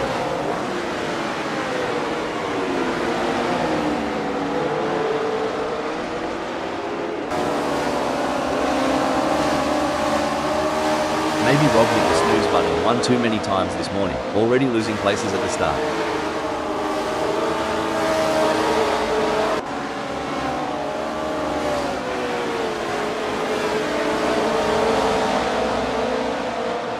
Out of the gates, and Jack M team is already turning heads, gaining positions quicker than a blink of an eye.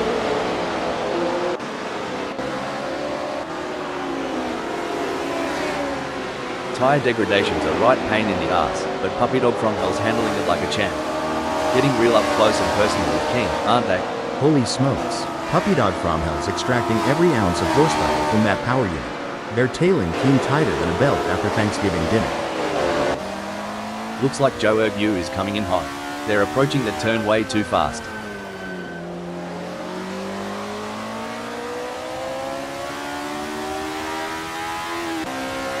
No room for error here. Rob is breathing down the neck of Jack M team, waiting for the perfect chance to make their move. Hey Rob, ever seen a cat toy with a mouse? Kind of feels like what Rob is doing to Jack M team right now, doesn't it? A brilliant maneuver from Rob Keane, who has just moved up the field. Yes, Rob is driving with real focus and precision, and it's paying off. Paul Kraus wants to find a way round Zhou Ergu. There is no room for error in this battle.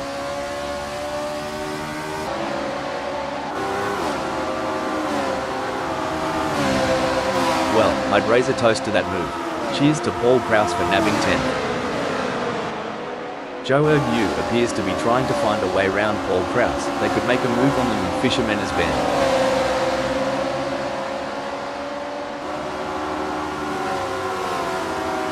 Hold on to your hats. Puppy Dog from Hell is gunning for Joe Yu. Reckon we might see some cheeky moves on the next bend?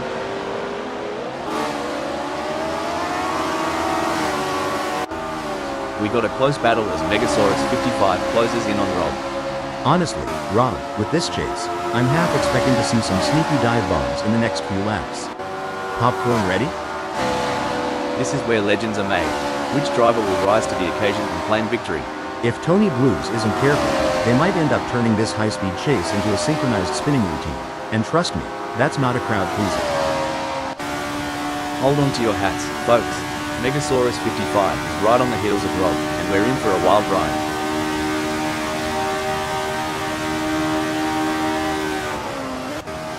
The tension is palpable. Who will come out on top in this epic showdown?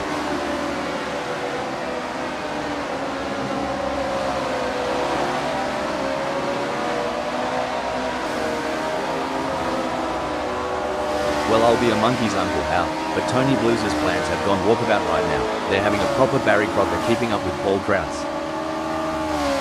Hal, can you share some strategies that drivers use to manage tire degradation during a race? Certainly, Rob. Some strategies include adjusting the car's setup for better tire life, altering driving lines to reduce wear, and using tire management techniques like lift and coast to preserve grip for as long as possible. It's going to be tough. Tony Blues is a master at defending their position. Is there enough time for Joe Yu to make a move? They're going to be even more determined to hold on to that position. The gap between Tobias Worm and Eddie G is not insurmountable, but it's going to take a mistake from Tobias Worm to bring Eddie G into play. That's right, and Eddie G knows that they have to keep pushing hard and driving their own race. They can't let Tobias Worm off the hook.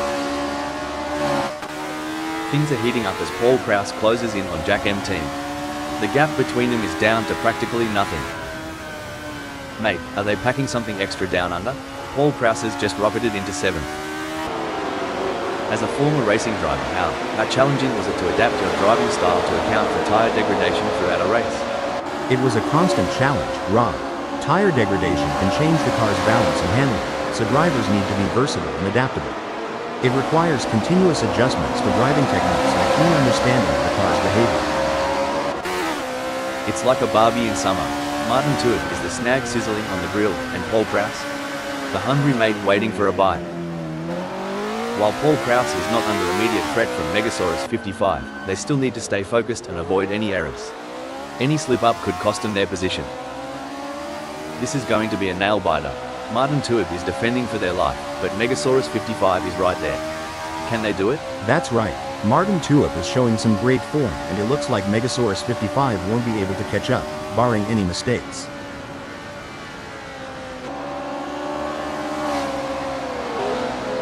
Things are getting spicy as Megasaurus 55 is breathing down Martin Tuitt's neck. The gap? Mate, you couldn't slide a credit card between them. It's a battle for position as Megasaurus 55 tries to make a move on Martin Tuitt. This is what racing is all about. Oi, Chris Duke, ever tried tailgating at a barbie? Cause Joe Yu's grill is getting a good look now. Try the snags while you're at it. In the grand chessboard of racing, Joe Yu appears to have just been checked. Now stationed at 10th. Racing's like good old southern barbecue, slow and steady. Maybe your Yu is just marinating a bit before the big sizzle. A strategic misstep perhaps? Joe Yu's place has shifted to 11th. The plot thickens. Buckle up, Joe Yu is all over Sunwell like a cheap suit. Are we about to see some wheel-to-wheel action? That's right. Lord Yu is determined to pass Sunwell and secure a higher position. Gee whiz, Sunwell is breathing down Chris Duke's neck. Wouldn't want to be in Chris Duke's rearview mirror right now. It's getting crowded. One wrong move and we could see a spectacular new synchronized pirouette performance by Sunwell and Chris Duke, though I doubt the judges would give incident alert. Crikey, Rob thought they were on a boomerang's flight path. Only problem? Didn't come back. It's a real shame. Until this point in the race, they've been looking at a decent result. Struth. If Rob gets any closer to Tobias Worm, they'll be asking to share a meat pie. Watch them duel it out at Maternity Bend. Breaking news, folks. Whoa. Chris Duke took that corner like my Uncle Baz after a six-pack, all over the shop. Blimey, Martin Tuig is sticking to Joe Yu like a kangaroo to her Joey. At this rate, they'll be side by side as they hit San Francisco Hill. Wow, Keen is really pushing hard to catch up to Tobias. Breaking news, folks. Talk about going walkabout on the track. DMAX is off on a little bush adventure at Macau Grand Prix, aren't they? Whoops, DMAX is going to be kicking themselves. It's neck and neck, the closest battle we've seen in a while.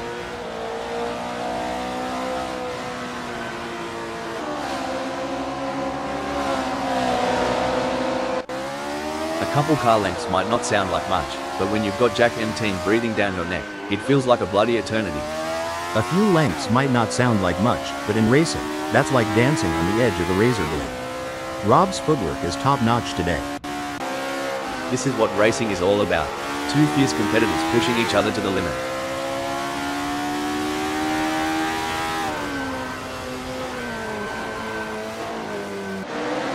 It's a close race between Keen and Megasaurus 55 in 5th. Should things go south between Rob Keen and Megasaurus 55, we might witness a high-speed game of bumper cars, but trust me, it's way less fun with real race cars. Oh my, Chris Duke is hot on the tail of Tony Blues. As they come into Dona Maria Bend, I'm sure they may have a cheeky peek up the inside. Should things go awry, Chris Duck and Tony Blues might find themselves giving a whole new meaning to the term tandem drifting, though I doubt they'd enjoy it as much as the spectators. It's like watching two predators circling each other, waiting for the perfect moment to pounce. Someone should tell Megasaurus 55 this ain't a Sunday drive. Rob's tearing up the track. Yes, but they have to keep pushing hard.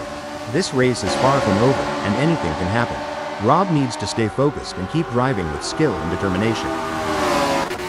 Superb driving from Rob, who with that overtake has gained a position in the race.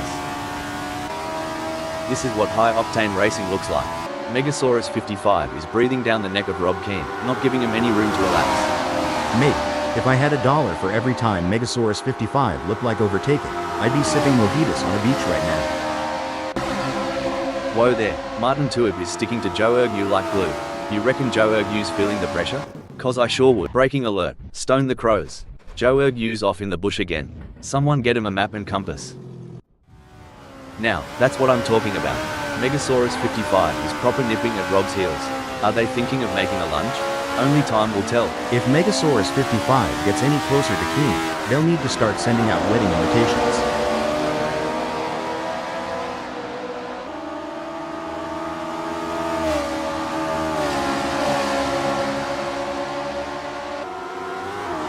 The best laid plans of mice have met Hal, but it's certainly not going to plan for me. Oh no, what's this? Just like my hope in finding the one puppy dog from hell's direction seems a bit lost right now. Like a scene from a thriller, Chris Duke's on Tony Blues' tail, hungry for that spot. The rubber's burning, the crowd's yearning, and Chris Duke's engine is churning to get past Tony Blues.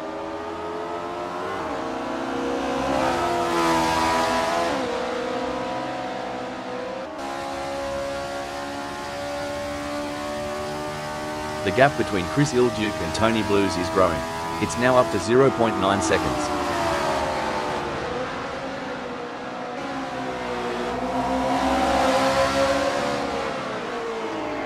Stone the crows. Chris Duke's on fire, surging ahead like there's a free round at the pub waiting. Hello, ninth. Man, if racing was a barbecue, Chris Duck just threw down the spiciest ribs. Up to ninth and sizzling. It's a game of cat and mouse out there, with Megasaurus 55 trying to find the perfect opportunity to make a move on Rob Keen. The gap is over a second, but every fraction counts. Can Megasaurus 55 close in enough to mount a challenge? Look, Megasaurus 55's pace is a lot. Sorry to interrupt here, but, well, if it isn't Paul Krause, the wild wallaby of the track, hopping right off the tarmac. It's like watching a cheetah chase its prey. Chris Duke's got Tony Blues in their crosshairs. Each roar of the engine, each squeal of the tire is a chapter in this epic duel. Who'll pen the perfect ending?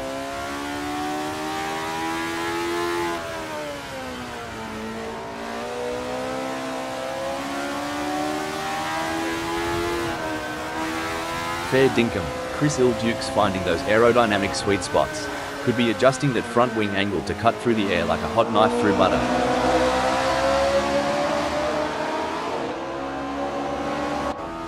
Tobias Worm is placed first at the moment. Yes, and in this high-octane opera, Tobias Worm's voice resonates the loudest from that first.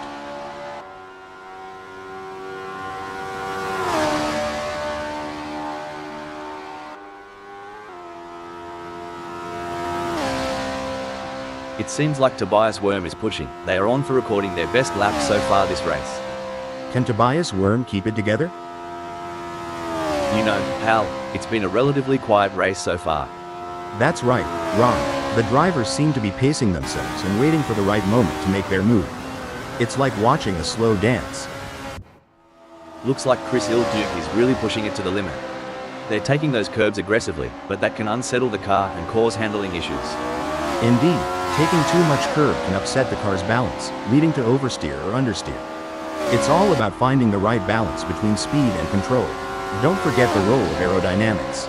Chris Ilduke should use slipstreaming to their advantage and close the gap to Tony Blues.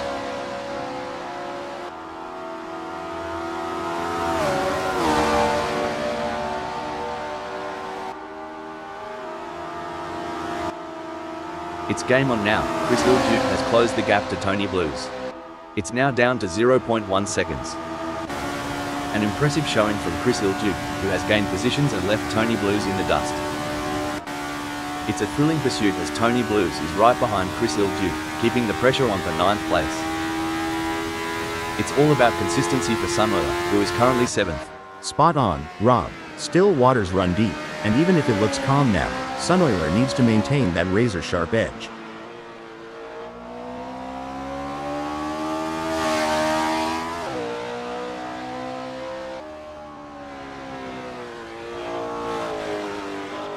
Excellent work from Sunoiler, who has managed to increase their lead over Puppy Dog from Hell. They seem to have found their rhythm and they are grooving to it. But with every smooth turn, comes the risk of wrecking their car.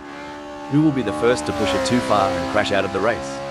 That's right, Rob. These drivers are like musicians, finding their groove and playing their instruments to perfection. But just like in music, even the best players can hit a wrong note. Let's hope none of these drivers make any mistakes and end up singing the blues. Talk about intense. Martin Tuip is on Tony Blues' bumper. We're in for a treat as they approach Teddy Ute.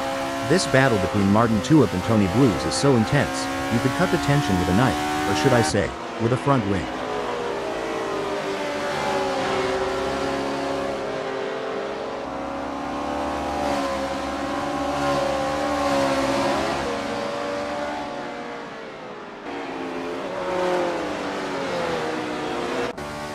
This is what it's all about, folks. Rob is in hot pursuit with Paul Krause, who's just trying to stay ahead. With a move that's swift, I'd say Rob's running on high octane, and maybe a bit of Aussie spirit. Impressive. Rob is really showing their skill and determination out there.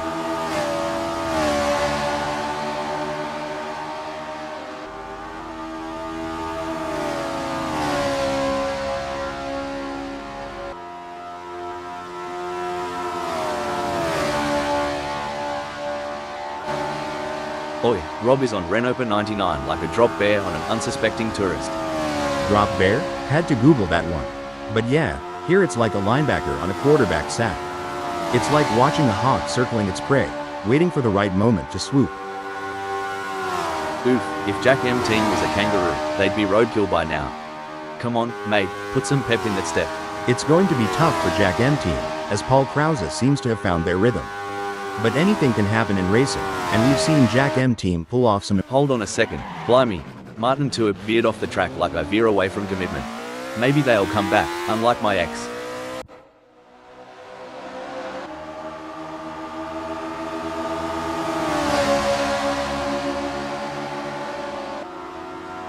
Blimey, Rob Keen's shifted gears and the results are clear. Cruising up to second just like that.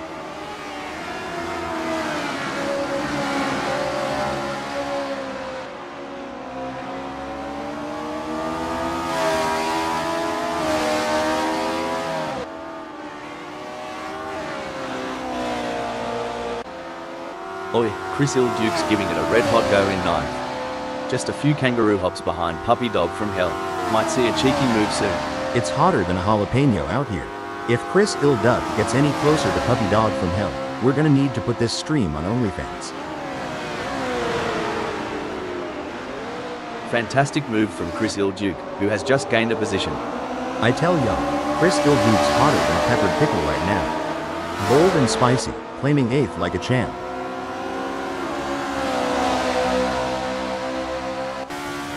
Look at this, Puppy Dog from Hell is practically drafting off Chris Ill Duke. With the gap this small, San Francisco Hill is going to be a real test.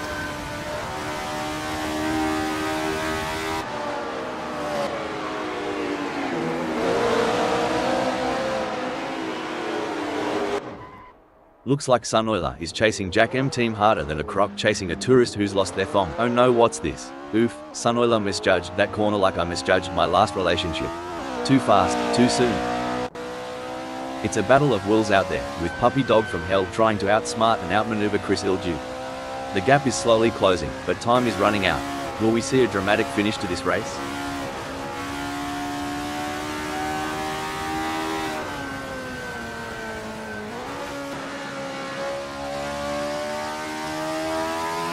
Oi, someone tell Puppy Dog from Hell this isn't a Sunday Arvo drive to the bottle-o. Chris Ill Duke's making him look a bit slow out of the gate.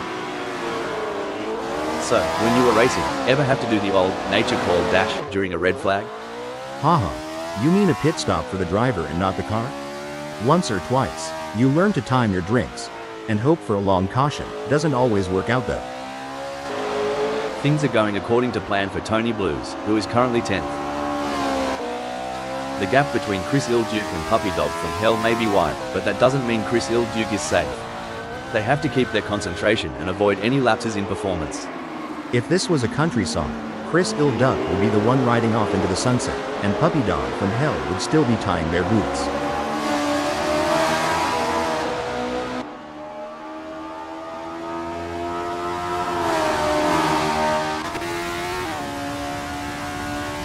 Oh no, Hal, look at this. Puppy Dog from Hell is closing in on Chris Ill Duke. The gap is now just 0.6 seconds. Watching the drivers handle their cars is like watching a crop handler at a wildlife show. There's a finesse to it. But one wrong move, and you're in a world of hurt. Oh, for sure. It's like trying to rope a bull in a rodeo. It looks easy from the stands, but up close, it's all about skill, timing, and knowing when it's about to let go.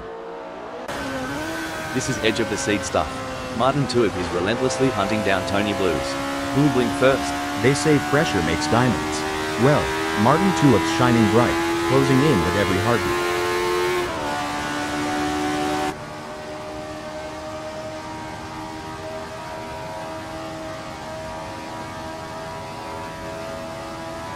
It's starting to look like we might get a battle between Martin Tuick and Tony Blues. We've certainly breaking alert, and Martin Tuick has just won the place from Tony Blues. This race is heating up faster than a Barbie in summer. Martin Tuick's got that winning glint. Hold on to your stubbies. Megasaurus 55 is closing in on Renopa 99 like a bachelor at the end of a Bucks night. Hope Renopa 99 either brought some lube or protection.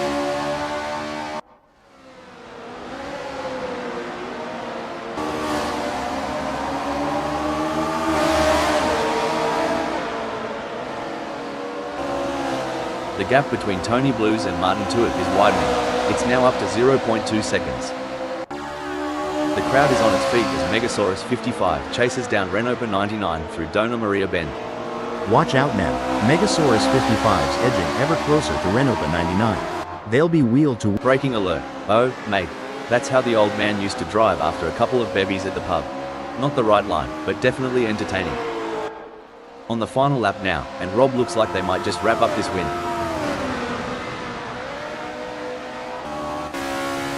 Tobias Worm is placed first at the moment. They are hoping to keep their distance ahead of Rob Keane, who is 1.4 seconds behind. That's very true, and Rob Keane knows that as well. They have to drive their own race and wait for Tobias Worm to make a mistake if they want to have any chance of overtaking.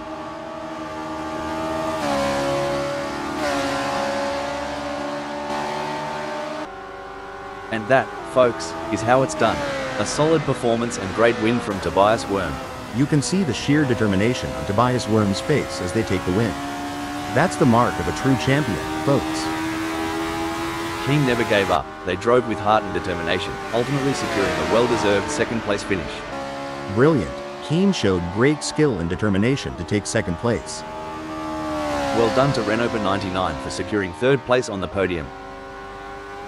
Coming in 4th, 5th, and 6th we have Megasaurus 55, Paul Prous, and Jack M. Team.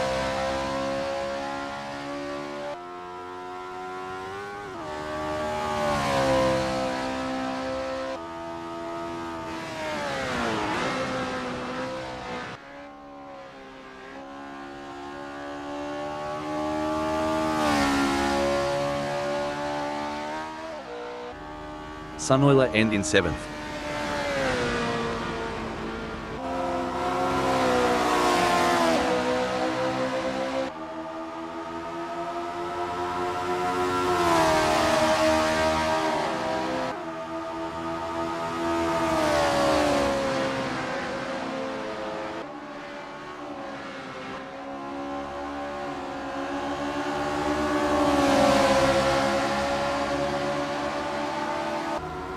Followed by Chris Ilduke in 8th, with Puppy Dog from Hell in 9th. 10th sees Martin Tuip.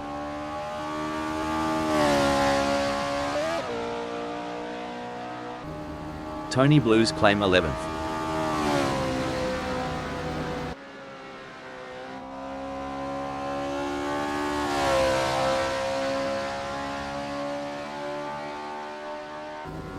Joe Agnew brings home 12th.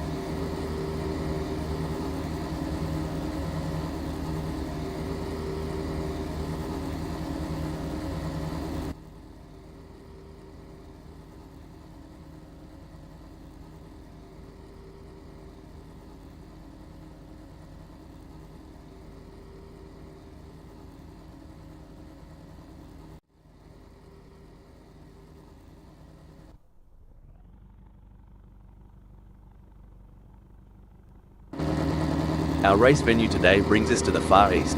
China hosts some truly amazing circuits, and I know that our drivers always relish the opportunity to visit Macau Grand Prix in particular. I can see they're ready, so let's get this race underway.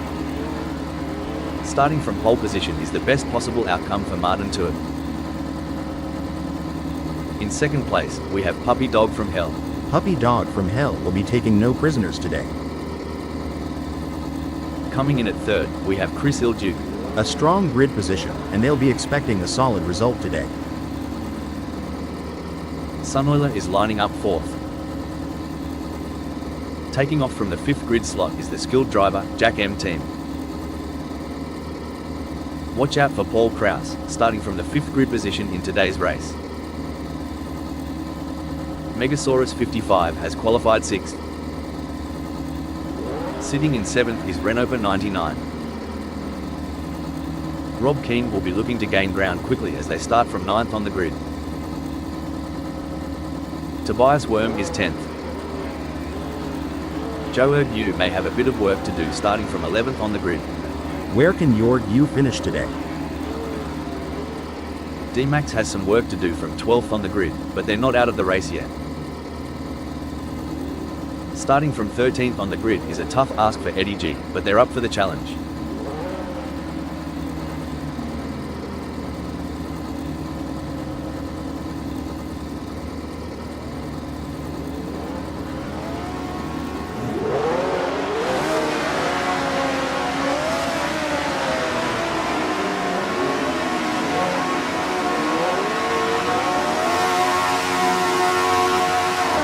The green light signals the beginning of an epic race. As the drivers jostle for position, it's all about keeping their cool under pressure.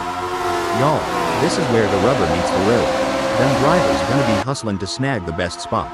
You ain't kiddin', gotta be sharper than a hickory stick to come out clean on this stretch. This first bit always got me on the edge of my seat. Bunch of cars all jumbled up, one little hiccup and it's lights out. Yep, gotta keep your eyes peeled and your hands steady on that wheel. Now, isn't it a sight? Martin to it, hanging tight at 1. Maybe they're waiting for everyone else to make their move. Smart as a whip, that one.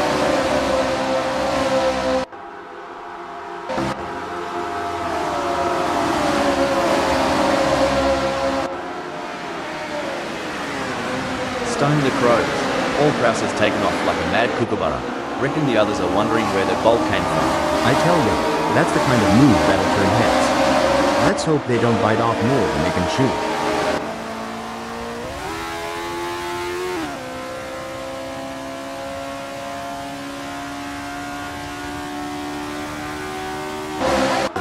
Bit of a cruisy start for Megasaurus 55, just filling out the track of the Macau Grand Prix. You know, like a dingo sussing out the lay of the land.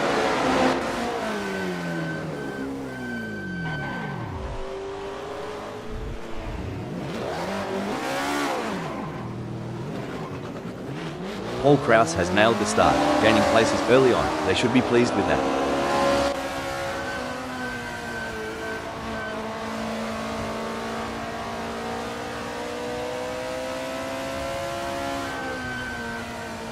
Eddie's revving up like there's a sausage sizzle at the finish line, making places left and right.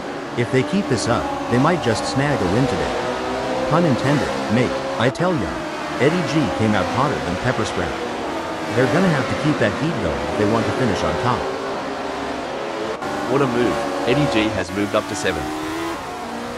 Oh dear, Eddie G has dropped down to 8th. Now ain't that something? Eddie's got a bit of a wrinkle in their plan, but they'll iron it out, mark my words. Megasaurus 55 wants to get into Renopa 99 slipstream.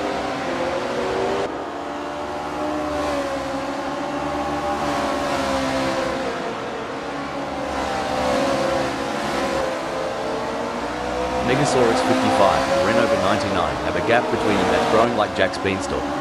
We're talking 0.5 seconds now. Joe Yu wants to close that gap with Paul Kraus.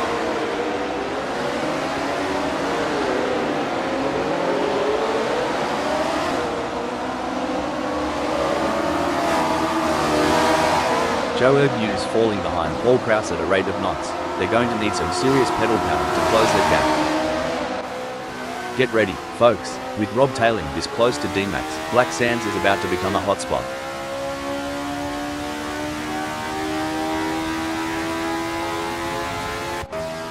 Oh, this is getting intense.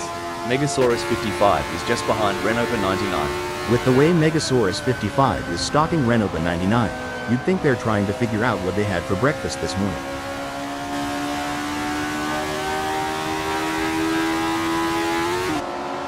Alright, lads and ladies, it's crunch time. Eddie G is sniffing around Joe Yu like a dog with a bone. And it looks like they might just take a bite out of 6th. The slightest mistake from either driver could lead to a meeting with the barriers, and nobody wants an impromptu autograph session with the wall. Now that's how it's done. Eddie G rips through the track, while Joe Yu watches the taillights fade. If this were chess, I'd say Eddie G just put your you in check. Brilliant move. The drivers have been working hard to come up with the perfect race strategy. They've been looking at the weather, the track conditions and the performance of their cars. Now it's time to put that strategy into action and see if it pays off. Blimey, Sunoiler's determination reminds me of a kangaroo in a hopping contest. Well, over here in the States, it's more like a squirrel chasing down its last nut before winter. Either way, it's entertaining to watch. Dang, Sunoiler's chasing puppy dog from hell like a southern belle after a gentleman with a fat wallet. This is racier than a late-night movie marathon. From the cockpit to the pit lane, the chatter is all about Rob's masterful hold on the 8. You're right, every gear shift, every turn counts. Rob knows the weight of that 8. Not just about the leaders today, right? Even the tailenders. They're like hungry dingo pups fighting over a bone. Love the spirit. Spot on. Every second is gold, and even a hiccup, a tiny one, can make them tumble. Assetto Corsa friends, where the magic happens. Although, between us, what's a hiccup for an AI? It's all systems go for Joe Yu, marking their territory in the 8. D-Max is pushing really hard, but as we know, pushing too hard can lead to other mistakes, like locking up the brakes or missing a shift. These drivers are walking a tightrope between pushing the limits and making costly errors. Absolutely, it's all about finding that sweet spot where you're pushing the car to its limits without crossing the line into reckless driving. That's where experience and skill come into play. It looks like Sunoiler is all over Chris Duke. I think they are gonna press him through solitude S's and try and press for a mistake. For sure, Rob, that's exactly what I would be doing here, as Chris Duck is going to be aware of them riding their bumper. Heartbreak for Sunoiler as they slip down the field. These engines aren't just humming for fun, they're thirstier than an Aussie after a game of cricket in the sun. Cricket? That's like baseball with longer games, right? Anyway, these engines do have a roar that could rival any muscle car back home. Phew, talk about foreplay. Puppy Dog from Hell and D-Max are really teasing us here. I haven't seen this much anticipation since my first date.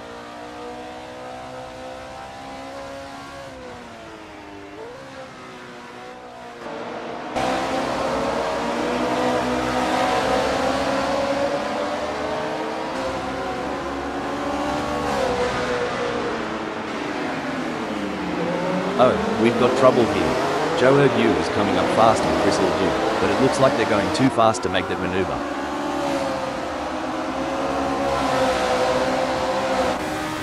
The action is non-stop as Tobias Worm shadows Martin Tuitt through every twist and turn, determined to claim first. Braking development, well, that was a proper Barbie flip by Martin Tuitt. Too much snagger, not enough bun. Yeehaw, Martin Tuitt decided to do a little off-roading. Wrong event, partner. Blimey, Sunoiler's gunning it in 10th. Just a whisker behind Joe Yu. Hope he's got his budgie smugglers on, cause things are about to get wet and wild. Alright, hold your horses. Martin Tuitt is really putting the heat on Tobias Worm. If I were Tobias Worm, I'd be checking those mirrors non-stop. Joe Yu seems to be putting the pressure on Sunoiler.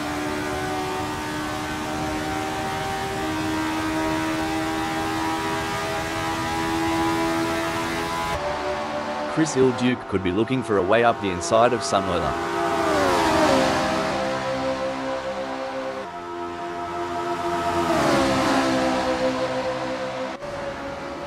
They're going for the same piece of tarmac. Sparks are flying as they battle for position, daring each other to brake later and go deeper into the corners. Absolutely, Rob. The slipstream plays a crucial role in these battles. The drivers are using every trick in the book. Hold up a mo, and Martin Tuitt in 7th is coming into the pits, and that might be to serve a penalty. They're going side by side, door handle to door handle. This is as close as it gets, folks. Who will have the courage to outbrake the others? You hit the nail on the head, Rob. The elite drivers truly stand out in moments like these. They have a sixth sense for identifying weaknesses and capitalizing on them with surgical precision.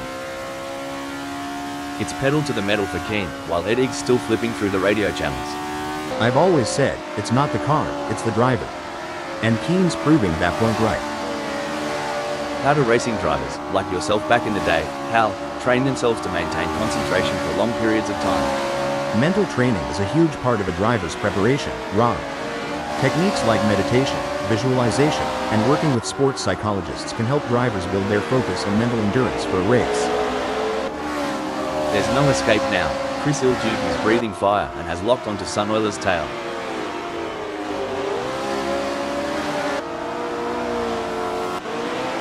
Tobias Worms duffed it up. They're gonna need more than a coldie to forget that one. If Tobias Worm was fishing, they'd have thrown that one back into the pond. That's a tough go. It's a classic case of chasing down the car ahead for Chris Ilduke, who is currently in P8. But Sunoiler is not making it easy, and the gap remains over a second. This will stop the press. Oh mate, Joe Ergu's impersonating a lost tourist. Did someone forget to tell them it's a race, not a bushwalk? Whoa. Lord Hughes pulling a me at a family gathering, aimlessly veering, hoping no one notices. The gap between Rob and Renault 99 is razor thin as they vie for fourth in this nail-biting contest.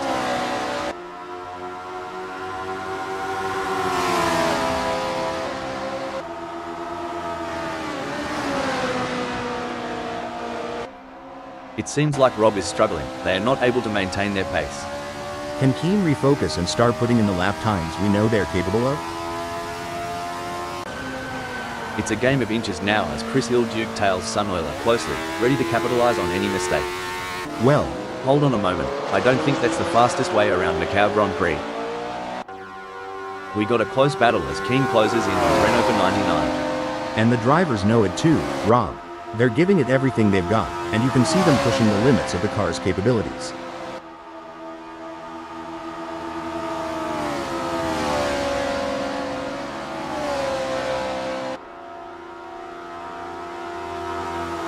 I tell you what, Rob has got more problems than a maths book right now. Renault 99 is leaving them in a cloud of dust.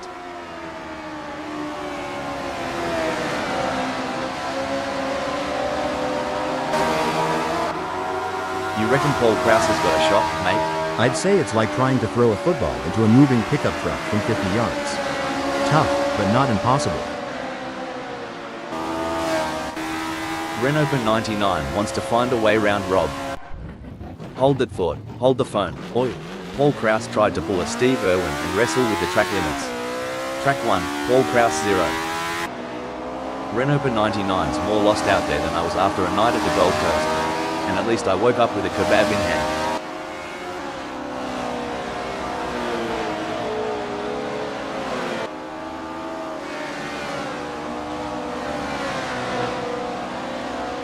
It's not looking good for Renault 99. They are still behind Rob and the gap is increasing. They are gonna need to dig a bit deeper to turn this around.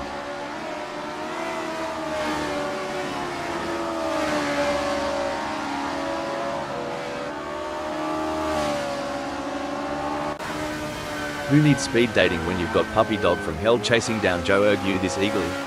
Move over Tinder. This is how you swipe right at 100 miles per hour. On this asphalt battlefield, Puppy Dog from hell's determination is the weapon, and Lord Hugh is the target.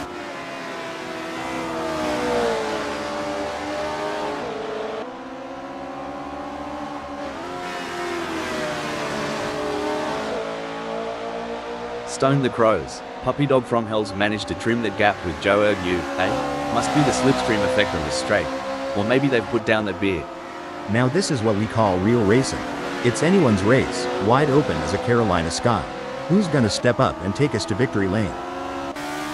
Stone the Crows. Sunoiler's in 8th, but if I know them, Chris Ilduke's gonna cop an Aussie-style sneak attack real soon.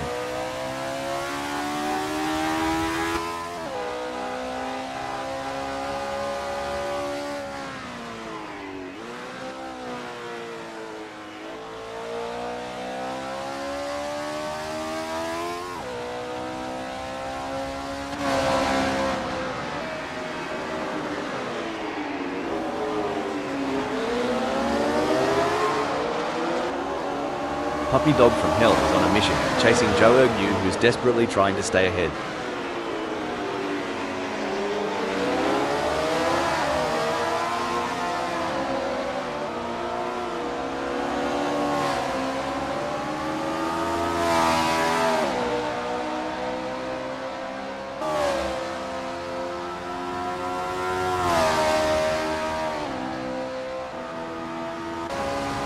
It's an intense battle for position as Sunoiler tries to outmaneuver Chris Ilduke. This is edge of your seat racing. I reckon they've had a few secret lessons down under. Sunoiler's just breezed into 7th.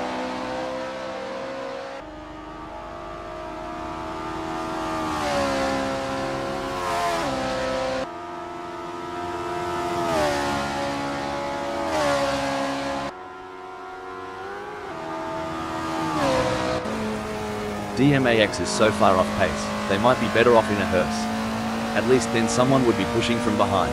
Nail-biting indeed. I've already chewed through half of mine. And while DMAX is going for gold, I'll be going for a manicure.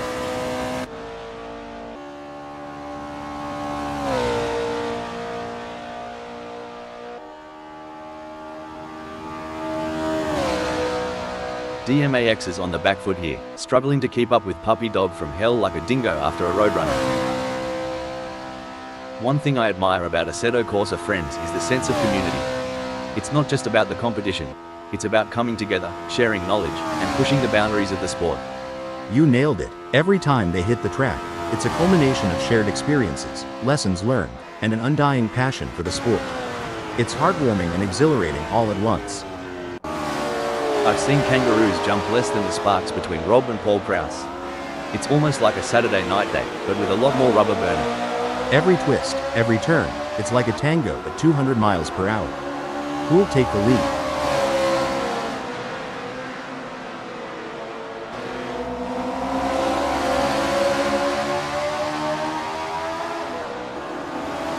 The gap between Rob and Paul Prous is getting smaller. On a lighter note, if I could eat, I'd kill for some of the trackside snacks right about now. Oh, absolutely. But you know, my digestion is a real mess. Is that what the smell is? Remember when Eddie G was on the pace? Neither do I kinda like my recollection of last Friday night. Oh no, what's this? Looks like Chris Ilduke tried the old dingo stole my race line trick. A tad too clever by half. Dang, Chris Ilduke went off like my sense of self-worth after my high school reunion. And just as hard to recover. Hold on to your hats, folks. Rob is right on the heels of Paul Prous, and we're in for a wild ride. A great moment for Rob, who has just gained a place and moved up the standings. You can't argue with results like that. Keen is really making their mark on this race. Struth, Rob's taken a bit of a tumble down the order to 4th. Must have missed the memo. Life on the track is a tapestry of decisions. Looks like Rob is weaving a complex narrative today, dropping a notch. This is where the race gets really interesting. Puppy Dog from hell is closing in on Chris Ilduke. One important aspect here is choosing the right braking points. Puppy Dog from hell needs to be precise to avoid overshooting and losing valuable time. The intensity is off the charts as Keen hounds Paul Prous, both drivers pushing themselves to the absolute limit. This is the moment where legends are made. These drivers will go down in history as the ones who fought tooth and nail for the top spot.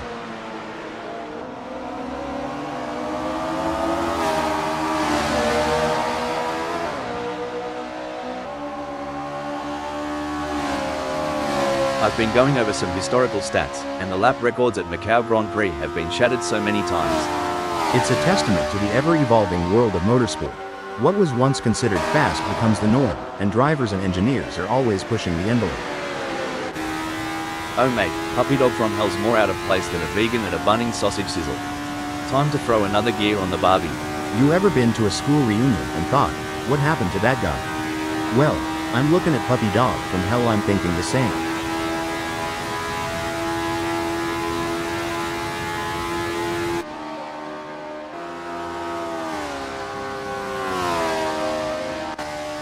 The tension is palpable. Who will come out on top in this epic showdown? Rob, last time I saw Keen this riled up, there were sparks flying off the track. Get ready for a showdown.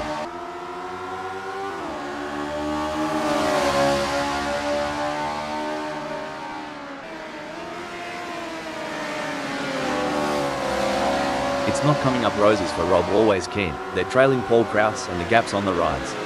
They don't seem to have a response. It's like bringing a knife to a gunfight. We are used to seeing some hard-fought but clean racing here at Assetto Corsa friends. I'm expecting to see nothing different here today as this race unfolds. By the looks of it, Puppy Dog from Oh no, what's this? Looks like D-Max forgot they weren't at Bondi Beach, taking a dive like that. Seems like Rob is getting in range of Paul Krause. If you're enjoying the racing, please remember to like and subscribe.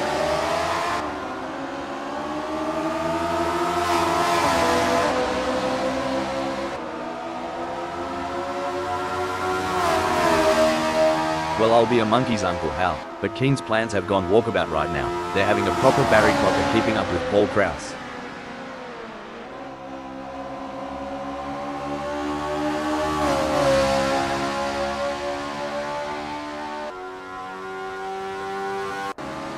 Even though Puppy Dog from Hell is a fair way behind Chris Ilduke, they can't afford to let their guard down. Chris Ilduke is still vulnerable to mistakes. Surely they've got enough in the tank to pull away. Gonna be interesting to watch this battle unfold. It's a battle of wills out there, each driver trying to outsmart and outmaneuver the other. The chase between Rob and Paul Krause is like a high-speed game of tag only. The stakes are much higher.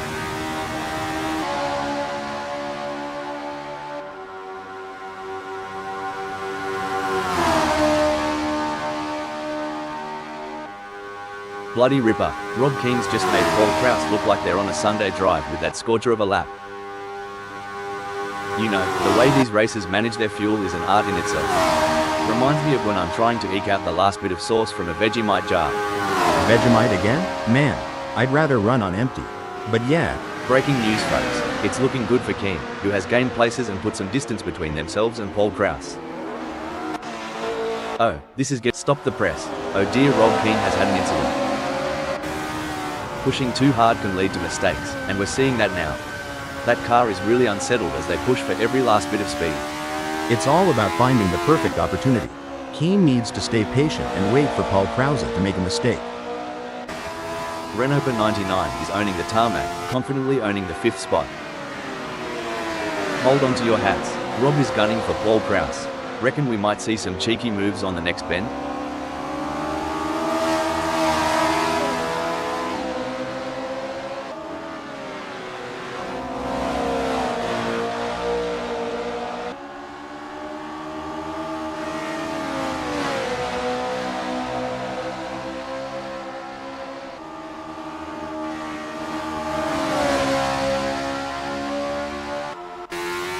As the laps tick by, Tobias Worm finds themselves in first.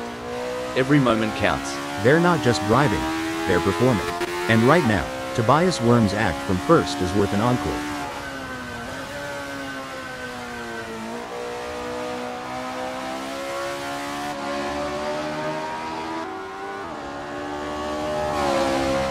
Impressive driving from Tobias Worm, who has managed to extend their lead over Megasaurus 55. They are walking away at this point. Does Megasaurus 55 have anything in reserve? Tobias Worm's doing just what they need to, like a dog that's found a bone. Mate, I've always thought choosing a tyre compound is a bit like choosing your favourite Aussie beer. Do you go for something robust that can last, or something that gives a quick hit but might wear out fast? Haha. Well, I reckon it's more like our North Carolina barbecue sauces. Some like it sweet and long-lasting, others prefer that quick tangy kick. But I'll tell y'all, getting it wrong is like biting into a pepper when you're expecting a blueberry. It's like Tobias Worm has saved all their energy for this final stretch.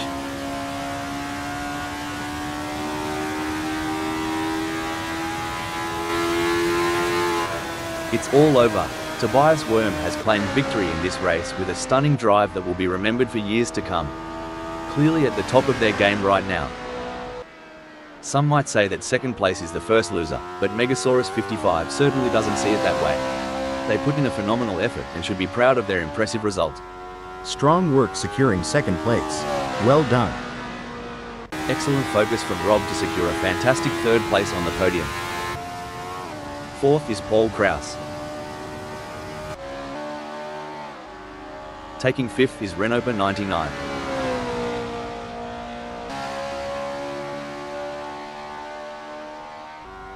Coming in sixth we have Eddie G.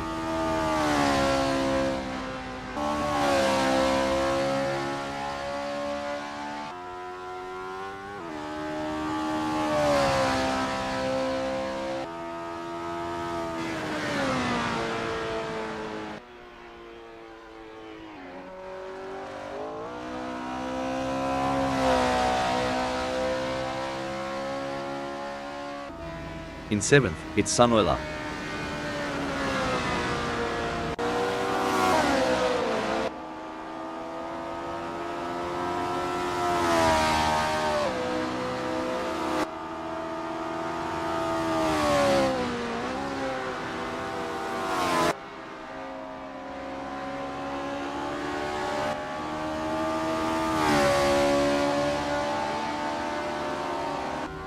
Joerg Uend in 8th. Finishing 9th is Puppy Dog from Hell. Chris Il Duke take 10th.